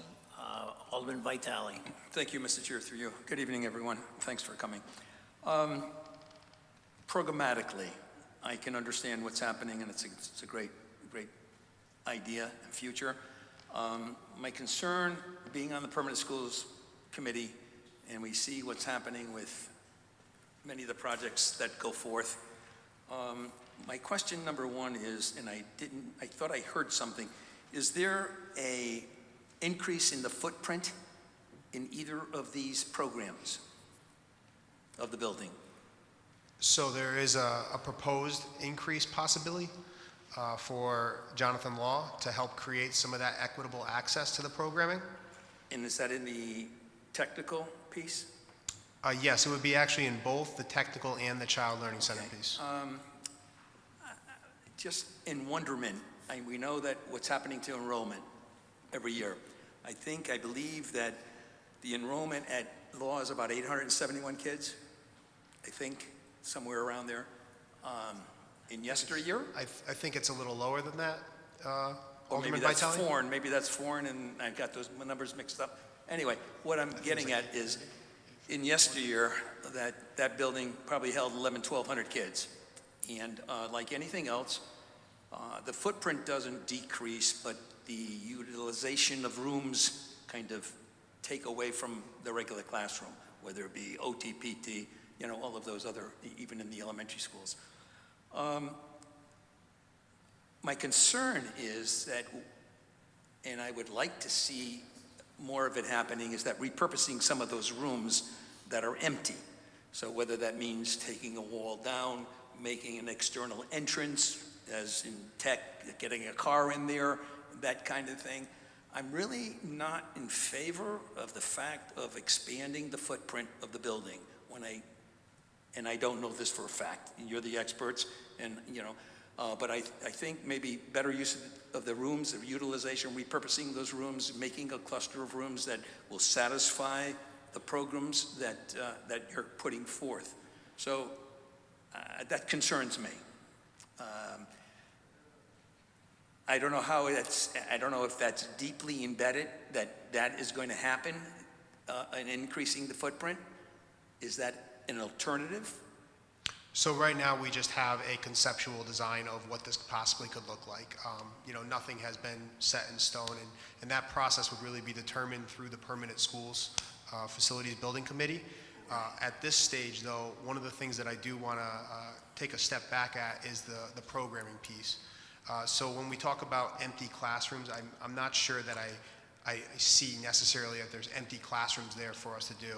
And one of the pieces that we would always do first is look within the current structure that we have before we look to just expand.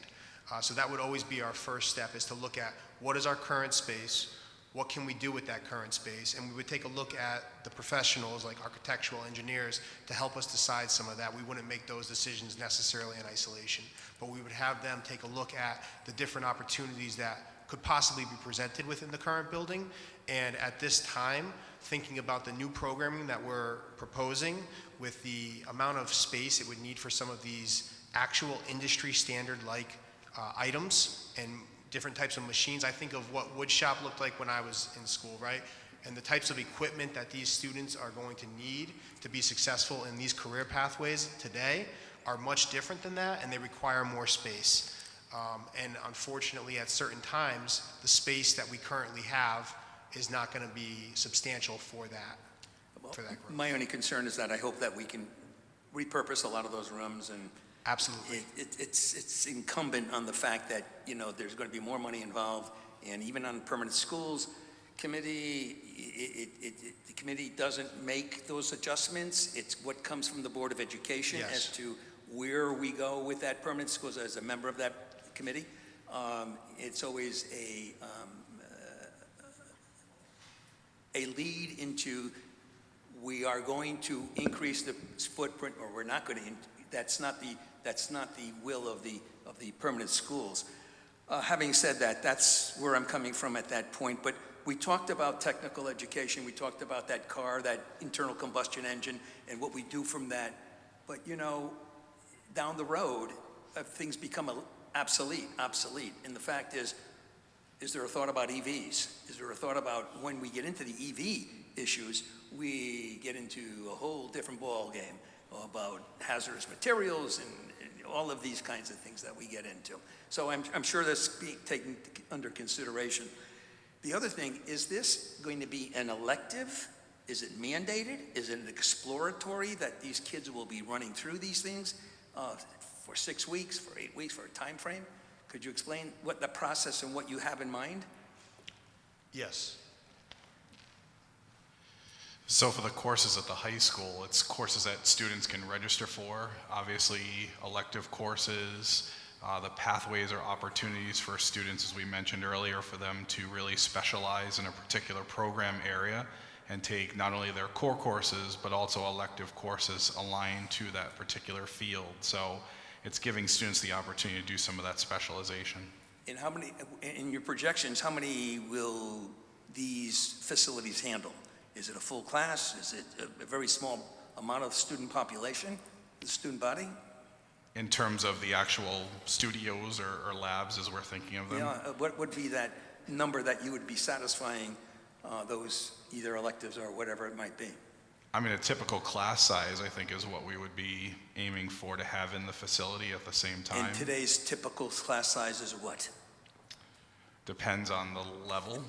Yeah, I mean, it depends on the course, the level, the type of class. How intense it is and whatever. Could be 10 kids, could be 8 kids. It's no longer going to be 21 kids.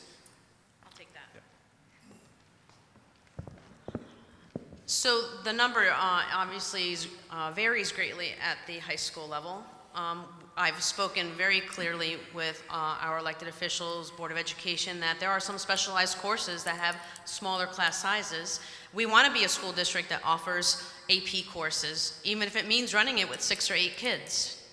That makes us a significant school district. That also limits the amount of kids that go through the program. Well, we won't say no to people. So we always a will max. offer an AP course. Well, I'm talking about these. All right, so I'm getting there. I'm making the connection.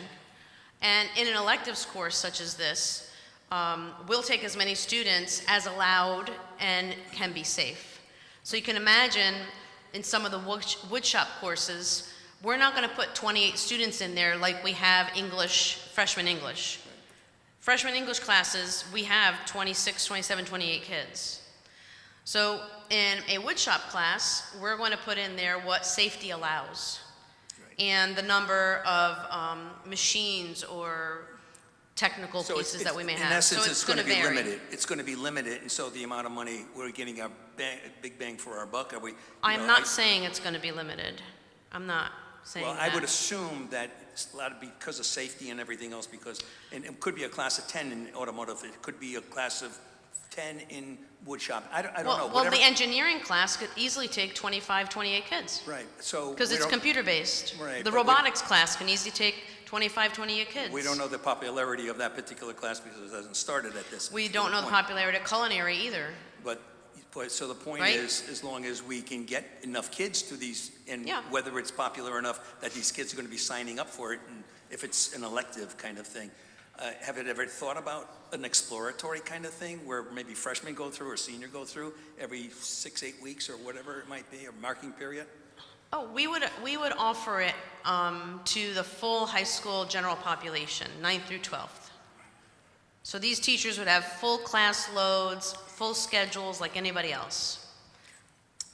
Okay, well, thank you. Any more discussion on the motion? Alderman Smith. Thank you, Mr. Chairman. On these two programs, but I think in particular the technical education program, I heard some discussion about it being in conceptual design, and there was a lot of things might possibly look different in different scenarios. Are you saying that this is not, there isn't a set plan here? There isn't a firm bricks and mortar specifications, architectural drawings, this thing is ready to build? So one of those firm conceptual plans would come through the Permanent Schools Buildings Facilities Committee. We would go out to RFP for the architectural firm who would then design that. What we have now is a conceptual design which helps us guide our thinking for the capital improvement plan so that we have a solid, strong estimate of what this could possibly endure for cost. So in terms of like actual like spec to spec, it's not like, you know, this structure here, but what we do have is architectural firms who give their opinion of probable cost at that point. So we're talking about we're voting on a conceptual plan here. That's the city's process, Alderman Smith. Yeah. Well, look, in this program, in the technical education program, you said there's one facility at one high school, but not at the other? Is that what did I hear that?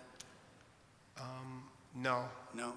They both have, both high schools have technical? Yes, they both have tech ed programs. And in those programs, I take it, well, how do you measure success in those programs?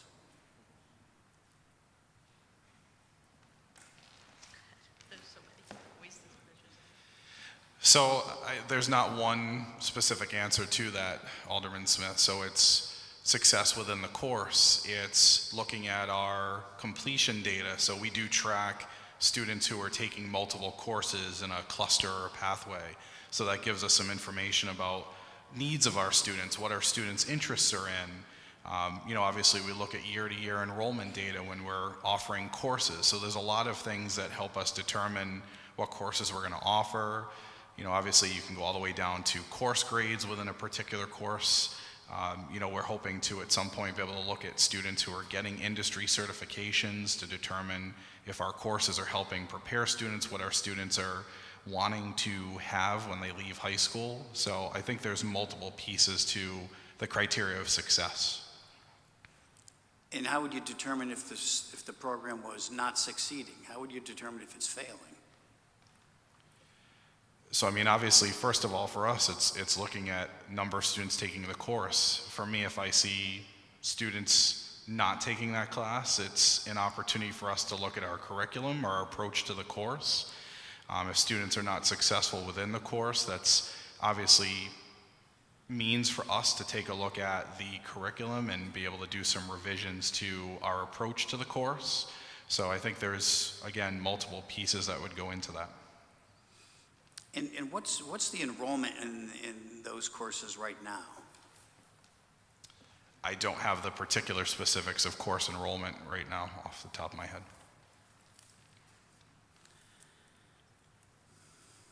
All right.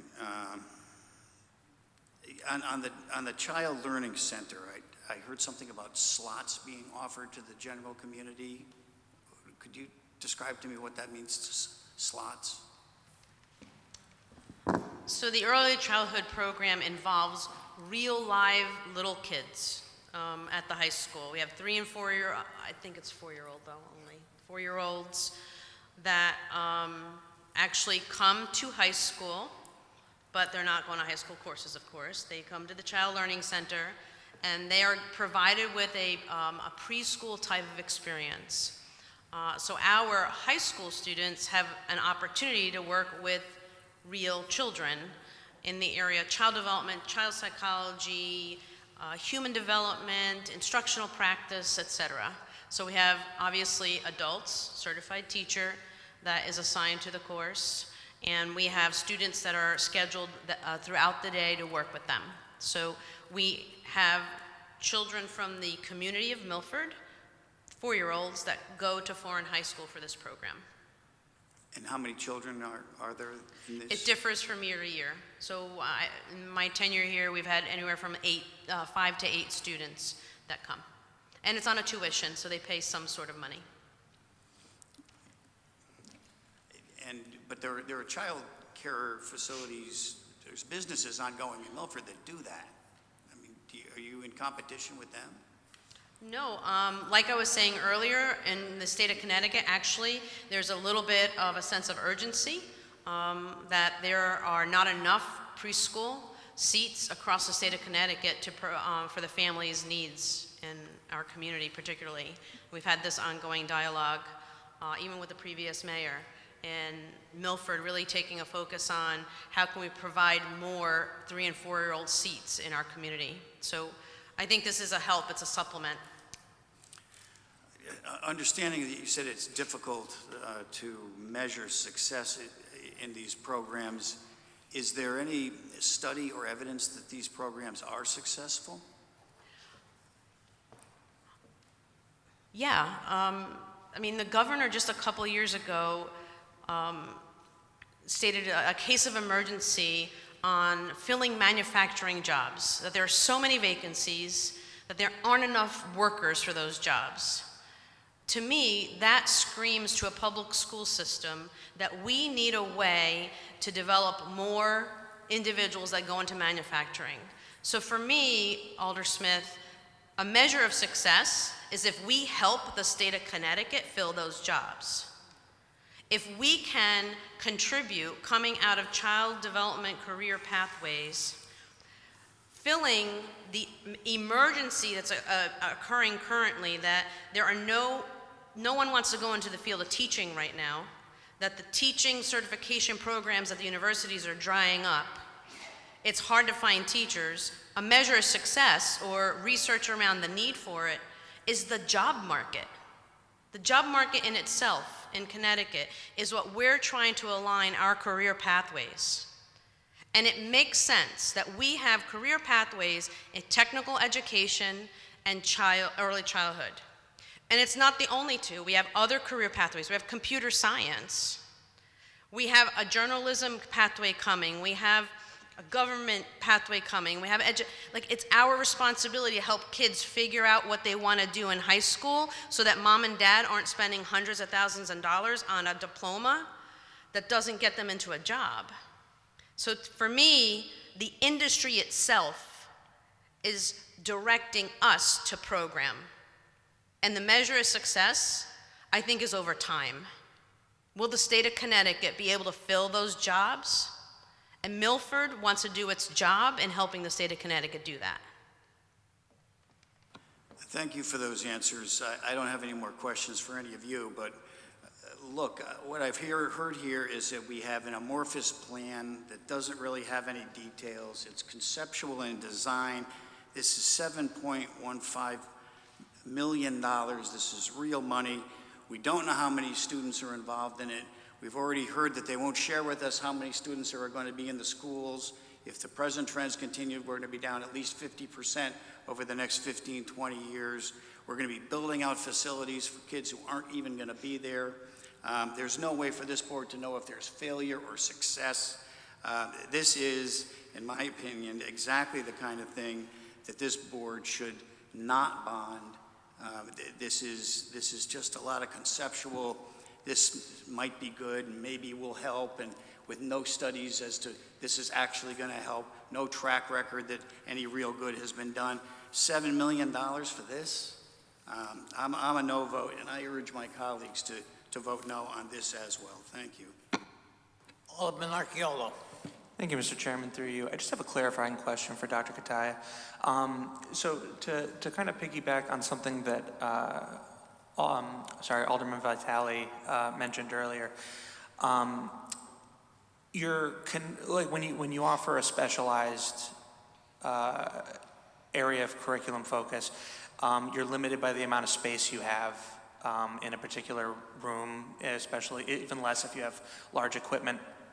But I assume, let's say you have space for 10 kids in this room. That's only 10 kids per class, and you're able to offer multiple classes throughout the day. So even if demand exceeds the amount of space there, you can satisfy that through scheduling it throughout the day as opposed to just what can fit in a room in an instant. Yeah, there are multiple opportunities throughout the schedule of a day to allow students opportunities to take part in electives. And there's a reason why in high school, the school counselor says, pick your top 3 electives, because you're usually squeezed out of your first and second one. That hasn't changed since we've been in school. So it's these courses that get filled up, because kids love going there. They're working with their hands. And I'm sorry, I didn't realize we needed to come with enrollment numbers this evening. But they're filled up.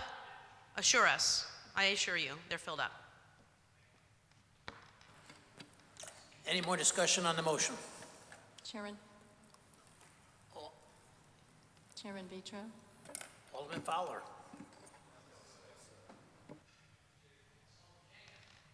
Sorry. Thank you, Mr. Chair, through you. Just a couple of quick questions, and thank you again for your time. Are we talking about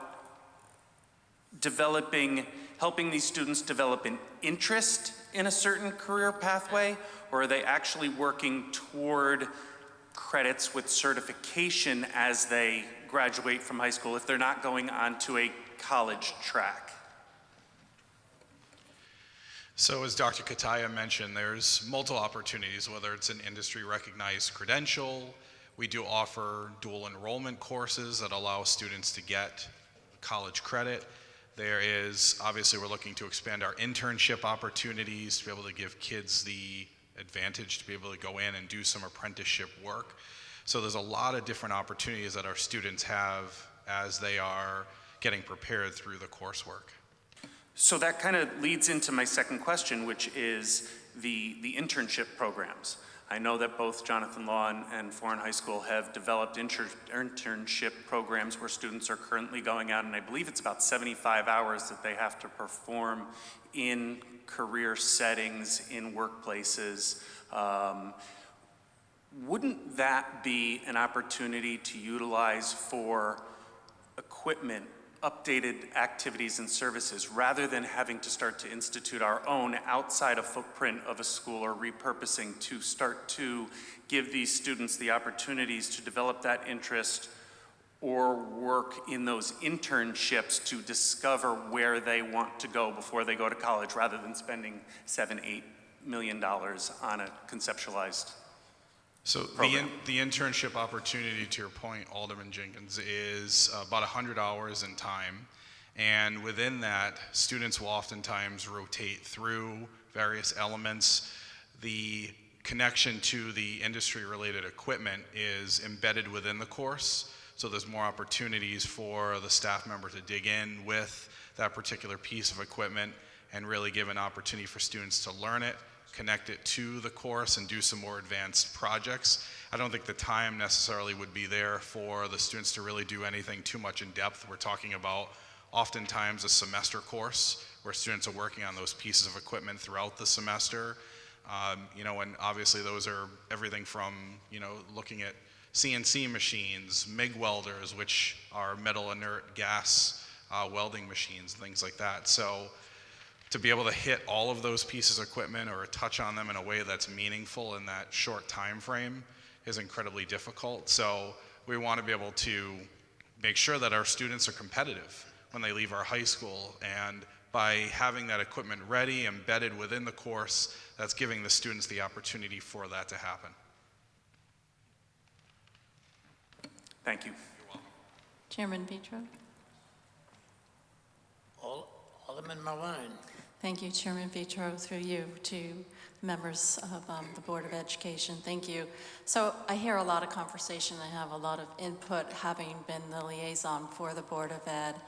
And just most recently, in one of those presentations, we had students who came from the career pathways who showed us the benefits that they have from being in these programs. We had a couple students that came from the nursing assisting program, which is actually twofold. One is obviously they can get the certification as a nursing assistant, but it also can spark interest in allied health, where we have a shortage, just like in education. Additionally, we had the journalism students come to talk about the real life experience in using those equipment to enhance journalism. So when we talk about utilizing those tools and machines and so forth through the internships, although that's helpful, for some of these students, this is also their career path. So if we can prepare them in the classroom, and then when they go out into the internship, it's like a job interview. Those people are looking at the skills that the students are bringing with them and potentially going to offer them a position to then be their career path. So that's one of the main things that I kind of was just thinking as I was listening to a lot of these conversations, that there's a ton of benefits in terms of being a career path as well as being a stepping stone to even going on to a four-year degree. So obviously I'm in support of the ordinance. Any more discussion on the motion? Alderman Pacelli. Thank you, Chairman Vitro.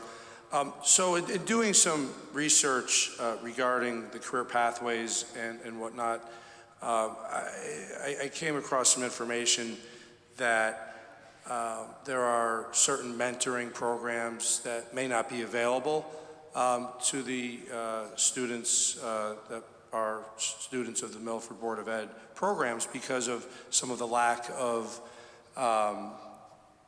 facilities or trades similar to what you're speaking to today. Have you been exposed to those types of circumstances yourself where you've either tried to interact with some of those mentoring programs and not been engaged by those programs because of lack of services, and that this would help to meet that shortfall, or is that not something that's really on your radar? Well, mentoring opportunities would be more limited, albeit they could also expand opportunities for kids. But if a mentor is looking for a specific experience or background of a student and we're not offering that, then that would diminish that opportunity. Yeah, I think I'm referring to manufacturing, factory, those types of items that are related somewhat to the types of facilities that you're talking about here. So it's been, anyhow, my experience, that it has been limiting in some way. So I think this would go a long way towards solving some of those issues and perhaps changing the perception that would then open up more opportunities for the students in the Milford Public School System. And we do know some of that. We've done a lot of work with the Director of Economic Development, Julie Nash, right, the city side. We've been partnering, I hope I got her title right. We've been partnering over the last couple of years, particularly in the area of manufacturing, where she has brought to us individuals that want to work with us. And they've given us advice on what we need to do with our facilities in order to better prepare our kids. So we have experts in the city of Milford, in the area of manufacturing, that have told us, do X, Y, and Z so that your kids can walk out with close to a certificate and make good money walking out our door. So we want to provide that opportunity to our kids, so it's not just the mentoring opportunity that would be strengthened, but it's also the employability opportunity for our kids. And all of that would be addressed by virtue of what's being asked for today. Yes, sir. Thank you very much. Any more discussion on the motion? Seeing none, all in favor? Aye. Opposed? Roll call vote, Madam Secretary, please. Alderman Archiola? Alderman Beatty? Yay. Alderman Bevan? Yes. Alderman Casey? Yes. Alderman Healy? Yes. I'm sorry, Alderman Fowler? No. Alderman Jenkins? Yes. Alderman Marlowe? Yes. Alderman Mulrennan? Yes. Alderman Pacelli? Yes. Alderman Smith? No. Alderman Vitro? Yes. Alderman Vitale?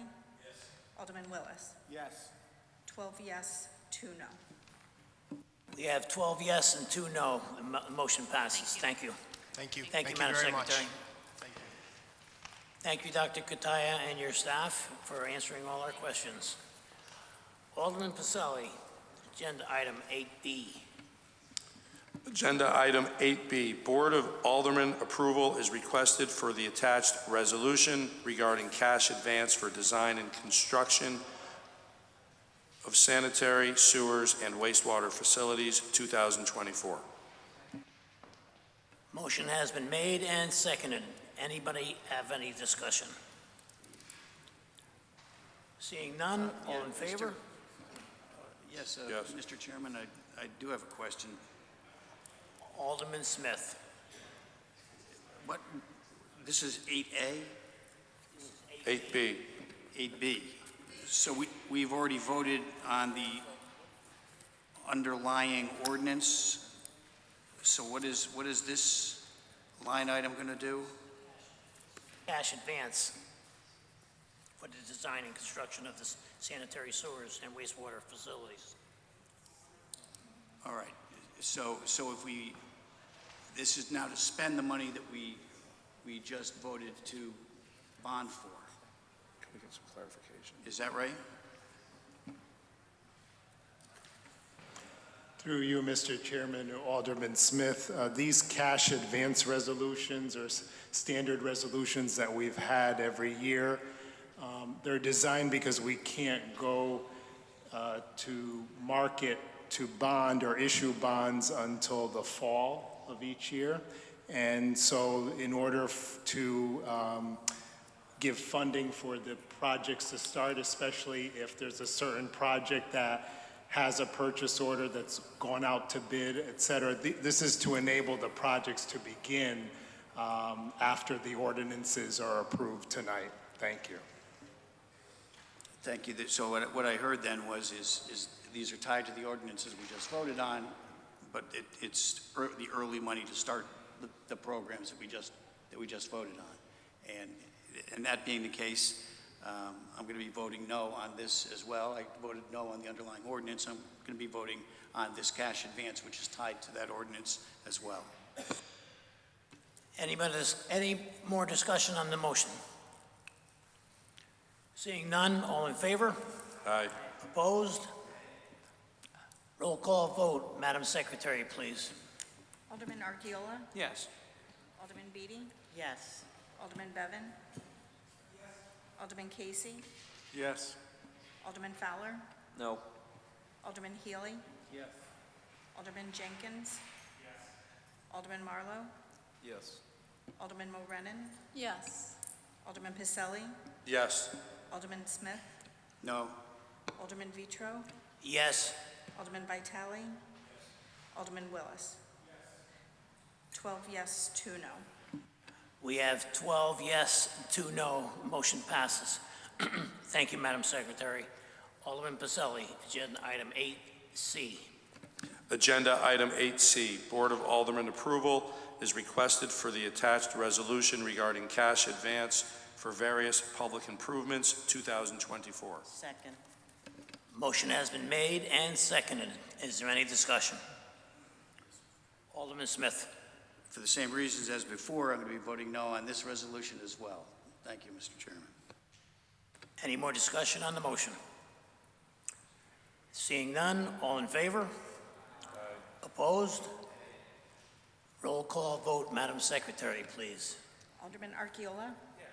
Alderman Beatty? Yes. Alderman Bevan? Yes. Alderman Casey? Yes. Alderman Fowler? No. Alderman Healy? Yes. Alderman Jenkins? Yes. Alderman Marlowe? Yes. Alderman Morenin? Alderman Pacelli? Yes. Alderman Smith? No. Alderman Vitro? Yes. Alderman Vitale? Yes. Alderman Willis? Yes. 12 yes, 2 no. We have 12 yes and 2 no. Motion passes. Alderman Pacelli, agenda item 8D. Agenda item 8D, Board of Aldermen approval is requested for the attached resolution regarding cash advance for various school improvements, 2024. Second. Motion has been made and seconded. Is there any discussion? Alderman Smith. Thank you, Mr. Chairman. And again, for the same reasons, I'm going to be voting no again on this resolution. Any more discussion on the motion? Hearing none, all in favor? Aye. Opposed? Roll call vote. Madam Secretary, please. Alderman Archiola? Alderman Beatty? Yes. Alderman Bevan? Alderman Casey? Yes. Alderman Fowler? No. Alderman Healy? Alderman Jenkins? Alderman Marlowe? Yes. Alderman Morenin? Alderman Pacelli? Yes. Alderman Smith? No. Alderman Vitro? Yes. Alderman Vitale? Alderman Willis? 12 yes, 2 no. We have 12 yes, 2 no. Motion passes.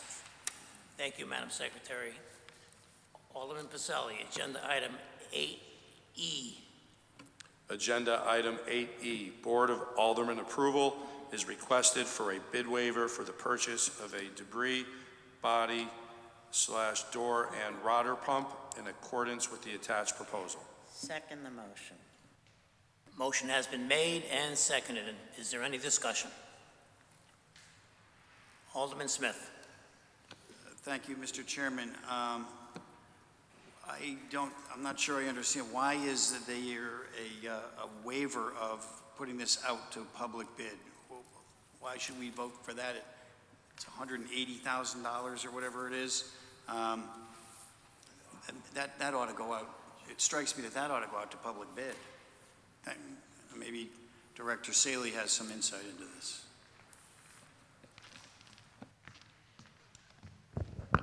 I certainly hope so tonight. So a brand new vac truck, and that's what we're talking about here, is approximately $650,000. So we can retrofit this existing truck, but the idea of trying to go out to bid, it's a sole source item because the vendor that has it that we purchased for, so we got a bid quote for it, which is $183,000 and change. And we thought it made sense as opposed to trying to go out and get a brand new one and selling this for pennies on the dollar. So we're retrofitting, we're leaving the chassis in place, and we're just changing the body and putting a new body on it.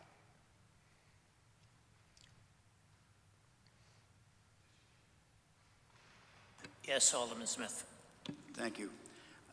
So, I mean, that doesn't answer the question of why we shouldn't put it out to bond. It's a $180,000 contract. And you're, at least in the package we've got, it says this is the sole provider.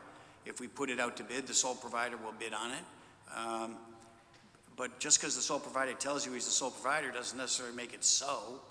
There could be other people out there. I'm not sure I see the reason here yet for waiving the bid requirement. So again, this is the vendor that we purchased the original truck from with all the equipment that's interchangeable. So if you went out and tried to purchase another body, I mean, he's going to retrofit the pumps and the other items on the truck. My garage foreman, Corey Venna, who I have a lot of confidence in, was the one that recommended it. We brought it to the mayor, and I think it's a good move. It's a good financial move. We could go out to bid and spend probably $2,000 on the bid, but I think the idea to have this done, and that's why we're asking for your support on it. Thank you, Director Saley. Look, a couple of months ago, we heard an argument that if we put the golf course operations out for bid, there was only one bidder, and therefore we shouldn't put it out to bid. And now we're hearing it a second time. There will only be one bidder out on this, therefore we shouldn't put it out to bid. The routineness with which this argument is now being made to this board is beginning to punch a series of holes in what I think should be the proper policy for the city of Milford, is that contracts and sales of goods should go out to bid. If there's only one person, they'll bid. If there's more people out there, to the surprise of everybody, the city may benefit from that. I think it's a bad policy to not go out for public bid. I think as a board of aldermen, we should be trying the best possible deal for the city, and public bids are the best way to do that. So I would urge everyone to vote no on this and to adopt a policy that for services and goods being provided to the city, that public bidding process be adhered to. Thank you, Mr. Chairman. Alderman Healy. Through the chair to Chris Saley, I understand, again, this is a retrofit of an existing vehicle, and you've looked at this and you made a determination that retrofitting this particular sole source item would be more feasible and would be more prudent relative to fiscal responsibility than trying to replace the entire unit? That is our belief. I know that, and I appreciate Alderman Smith's comments relative to purchasing practices and standards. And yes, when items come up for bid, normally under a contract, after a 3-year contract in practices and purchasing, you should put contracts out to bid, and then you're picking the best qualified, bidder. Doesn't necessarily mean each time that it's going to be the lowest bidder, but I appreciate your comments relative to that. I think the board will look at things going forward, but in this case, I am relying on the Director of Public Works and his expertise relative to this specific incident, and I think we should vote in favor of this and save some dollars. Thank you. Any more discussion on the motion? Alderman Vitale. Thank you, Mr. Chair. Through you. Good evening, Mr. Saley. Good evening. As I understand it, that in retrofitting it, going back to the original vendor would be basically the only one who can make or put that item on that chassis. Would there be another opportunity to get somebody else to do that? Or is it so specific that being what it is, that it needs to be, that all those parts need to be whatever coming from the original vendor? So the answer to your question, correct, that we're using the body still, but we're rebuilding pumps that are proprietary to that specific unit. If we were to go out to bid, no one else is going to be able to bid on this. We believe that the vendor gave us a very competitive price for what we're looking to do, and compared to what a new vac truck would cost, and the vac truck is a heavily used item in the city. So we think it makes sense. That's why we came before the board. We don't, and I agree with Alderman Smith, we don't want to just arbitrarily be doing bid waivers left and right, but another example, wastewater. We have pumps that need to be replaced, and the infrastructure with that pump is set. So for us to change that pump, the infrastructure, the piping to the pump to go out to bid doesn't make sense. So we do bid waivers for these pumps that sometimes are over $50,000 a pump. Very similar to this, the mechanisms that make this body run are proprietary to the company. It's not like a car is a car. This is proprietary, the pumps, the fittings, everything that works. So how old is this piece of machinery or truck or whatever? It's a 2013. 13. The chassis is in good shape so that it could sustain another retrofit or for a period of time? Yes. Thank you. Any more discussion on the motion? Seeing none, all in favor? Aye. Opposed? Thank you. Roll call vote, Madam Secretary, please. Alderman Archiola? Aye. Alderman Beatty? Yes. Alderman Bevan? Yes. Alderman Casey? Yes. Alderman Fowler? Yes. Alderman Healy? Yes. Alderman Jenkins? Yes. Alderman Marlowe? Yes. Alderman Mulrennan? Yes. Alderman Pacelli? Yes. Alderman Smith? No. Alderman Vitro? Yes. Alderman Vitale? Yes. Alderman Willis? Yes. 13 yes, 1 no. We have 13 yes, 1 no. Motion passes. Thank you, Madam Secretary. Alderman Pacelli, agenda item 8F. Agenda item 8F, Board of Aldermen approval is hereby requested for the attached allocation transfer number 6, fund balance unreserved, undesignated, and golf course maintenance. Second. Motion has been made and seconded. Is there any discussion? Hearing none, all in favor? Aye. Opposed? Motion passes unanimously. Mr. Chairman. Mr. Mayor. Thank you, Mr. Chairman. Just wanted to bring to the board's attention that 8G will not be before you this evening due to a scheduling conflict. The applicant will be here next month. Thank you. Thank you, Mr. Mayor. Next item on the agenda is Alderman Healy. On item 8G that the mayor just referenced, I wanted to bring to the attention to the board that the package of material I received for this meeting is probably 30-something pages long. The package to discern what 8G was all about is in my hand.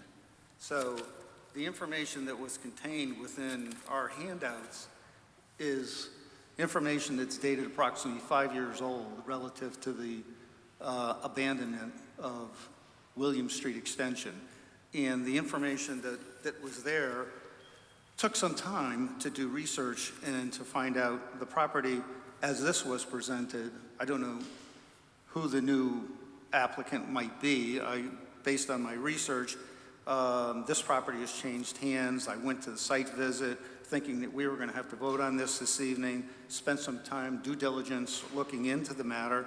It was approvals given to AAA Offices and Fleet Services Management out of Rhode Island back in 2019, and that matter was turned down by the Board of Aldermen, and with instructions that it was postponed for further comment and for them to work out an agreement between the developer and the residents of that area. Then after that, there was a subsequent property transfer to a large landscaping company, and they proposed an 8,000 square foot building to go on to the property. And then subsequently, this property was sold on January 2nd of 2024 to now an additional party who is involved in landscaping also. So when something is brought before the Board of Aldermen and we have these multiple matters that we have to go through a process of discernment and understand, I want to say I'm personally disappointed in the way that this was presented, either by the mayor's office in conjunction with the city attorney's office. There should be transparency, there should be clarity, proper approvals need to be given. When we're making a decision about the abandonment of a street, we have constituents to be concerned about and many multiple things. So this was totally inappropriate to be brought by this, and I'm glad to see that it's been removed, and hopefully when it is represented, that we have a complete site plan and all the necessary approvals and information required for us to make a proper decision on this. Thank you. Thank you, Alderman Healy. Any more discussion on the motion? Alderman Smith. Yes, I appreciate the research that was obviously done there. I think that those are some good insights. As well, I know it hasn't been the practice of the city, but the city's being asked to relinquish something of value to someone here. And they need this in order to move forward with some big development project. This ought to be sold to these people. This is not something the city should be giving away. There's value here.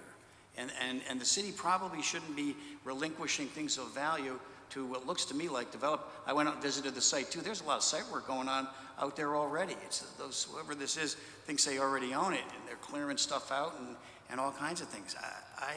I think we ought to rethink this, just abandoning streets. And I know that the underlying real estate owners own to the center line, but the city owns something that these folks need, and it's got value. And I think that the city ought to be trying to maximize the value of its assets. Mr. Chairman? Thank you. Through you to Alderman Smith, part of the research is, on this relative to abandonment of a city street. So if it's a paper street, this is what we're talking about. Statutorily, after 21 years, there is an opportunity for adjoining property owners to acquire. The process that would involve this that would come before this board and others would be, are there public right-of-ways, easements relative to sewer, water, and other utilities that are there? That's our process to go through and how that would work. So I'm in agreement. Due diligence needs to be done in these matters completely. Thank you. As well, Mr. Chairman, if I could add too, I'm just bringing some of my experiences from the state of Connecticut. When the Department of Transportation has lands that are excess and they relinquish them, they do so by public bid, and they get paid for them. And I don't see any reason why the city can't and shouldn't do the same thing. Just sharing a thought. Thank you. Any more discussion on the motion? There's no motion. I'm sorry. I'm getting delirious.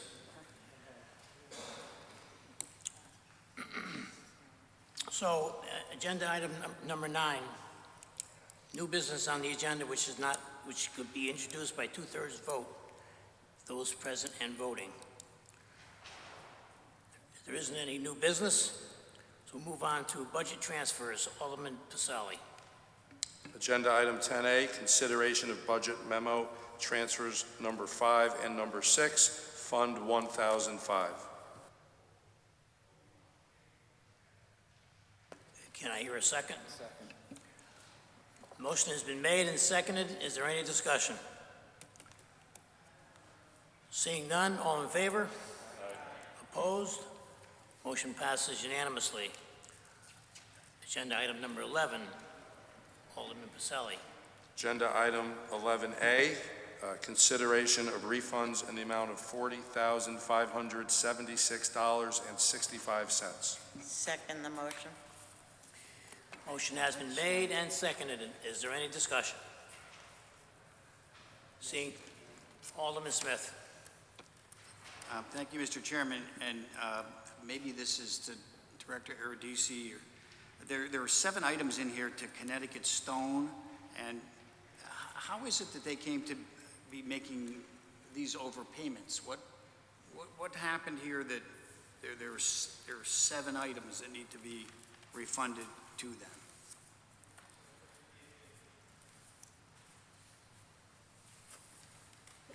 Through you, Mr. Chairman, to Alderman Smith, there are usually a variety of reasons for the tax refunds, but off the top of my head, I would have to ask our tax collector for that information. I don't know it off the top of my head.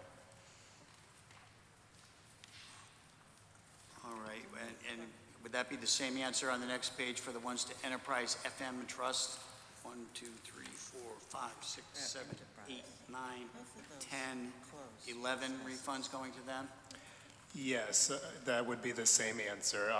In general for these, obviously there are overpayments for a variety of reasons. Sometimes it's the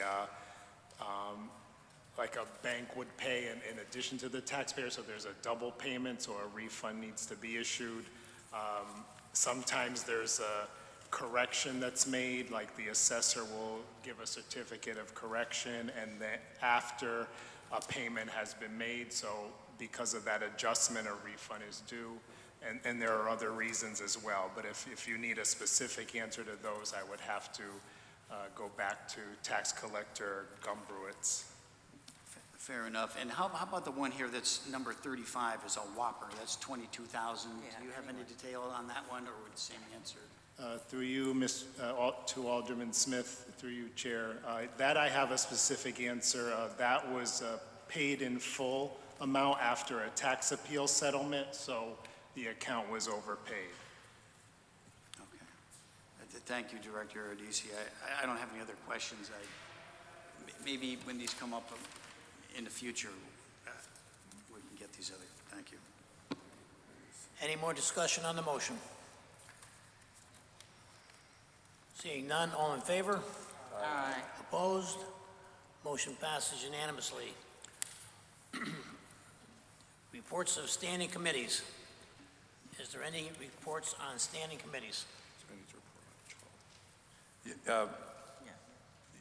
Yes, Chairman Vitro, I just want to report on the Ordinance Committee, which is listed item 12A, Roman numeral 4, an ordinance amending an ordinance establishing compensation of city officials and employees in the service of the city of Milford. At the Ordinance Committee meeting earlier today, it was agreed that that ordinance would be postponed until the next meeting of the Ordinance Committee. Thank you, Alderman Pacelli. Is there any more standing committees reports?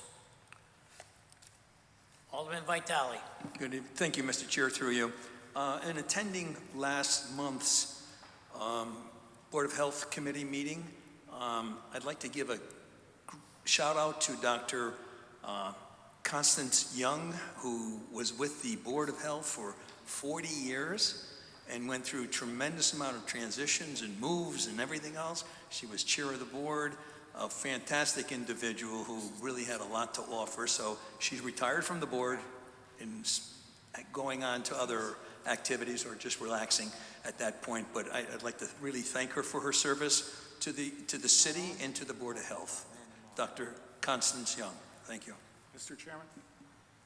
Yes. I don't know if it's going to be like a point of order, but we discussed, we're going through standing committees now, and that was a liaison report. Right now.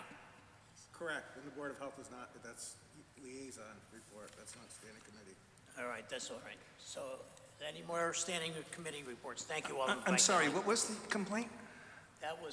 That's not a standing committee, that's a liaison. Oh, I'm sorry, my fault. Any more standing committee reports? Seeing none, we'll go through under item 13, reports of special committees. Any liaison reports? Alderman Mulrennan. I also wanted to report on the Board of Health and echo Alderman Vitale in terms of the service that Connie Young provided to the Board of Health.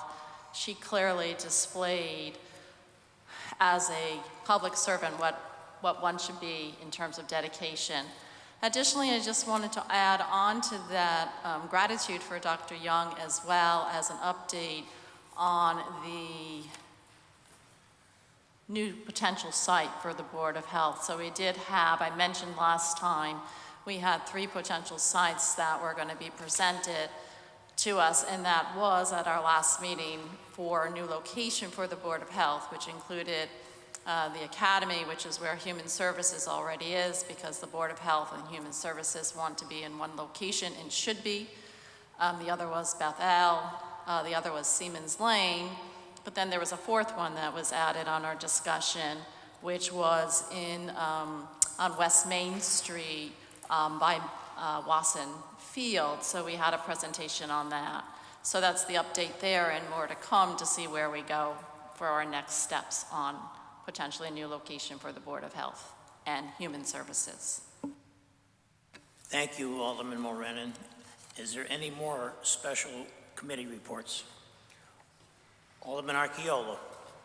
Thank you, Mr. Chairman, through you. I just have a brief update. I attended the latest Board of Education meeting, and they received their annual security update, which highlighted the importance of SROs in their schools at the middle and high school level.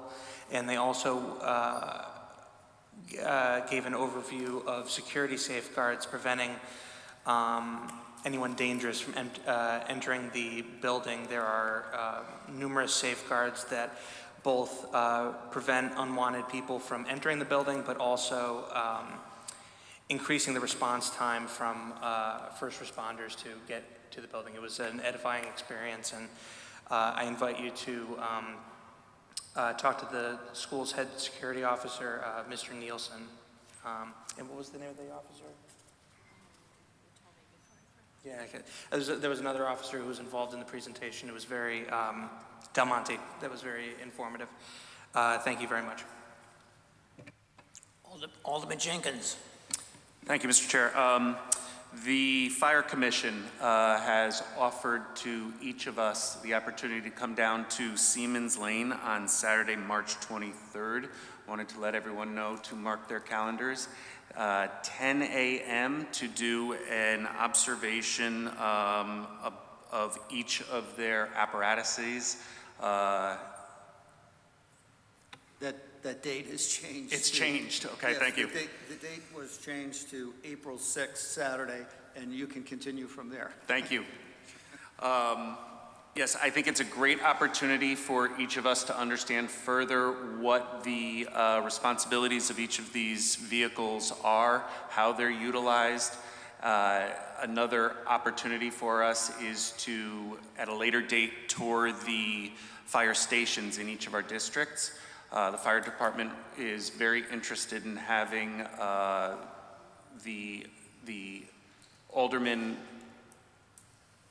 learn a greater understanding of the necessities of not only the vehicles, but the tasks that the fire department has to do in town. So, Alderman Healy, if you would please reiterate that date?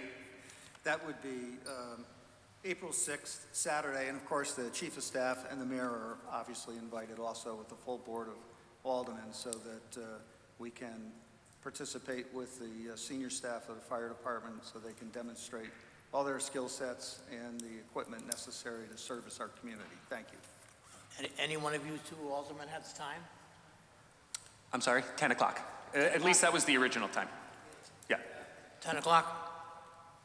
Thank you. Thank you, Alderman Jen. Okay, is there any more special committee reports? Well, under Parks and Recreation, I promised everyone, like I said before, I'll just reiterate it, I was going to make a clarification or like an answering period or solve some of these questions that maybe the public might have.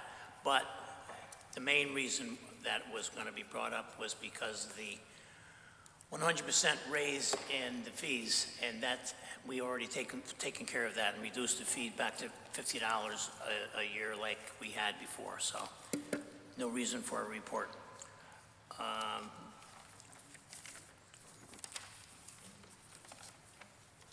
Executive session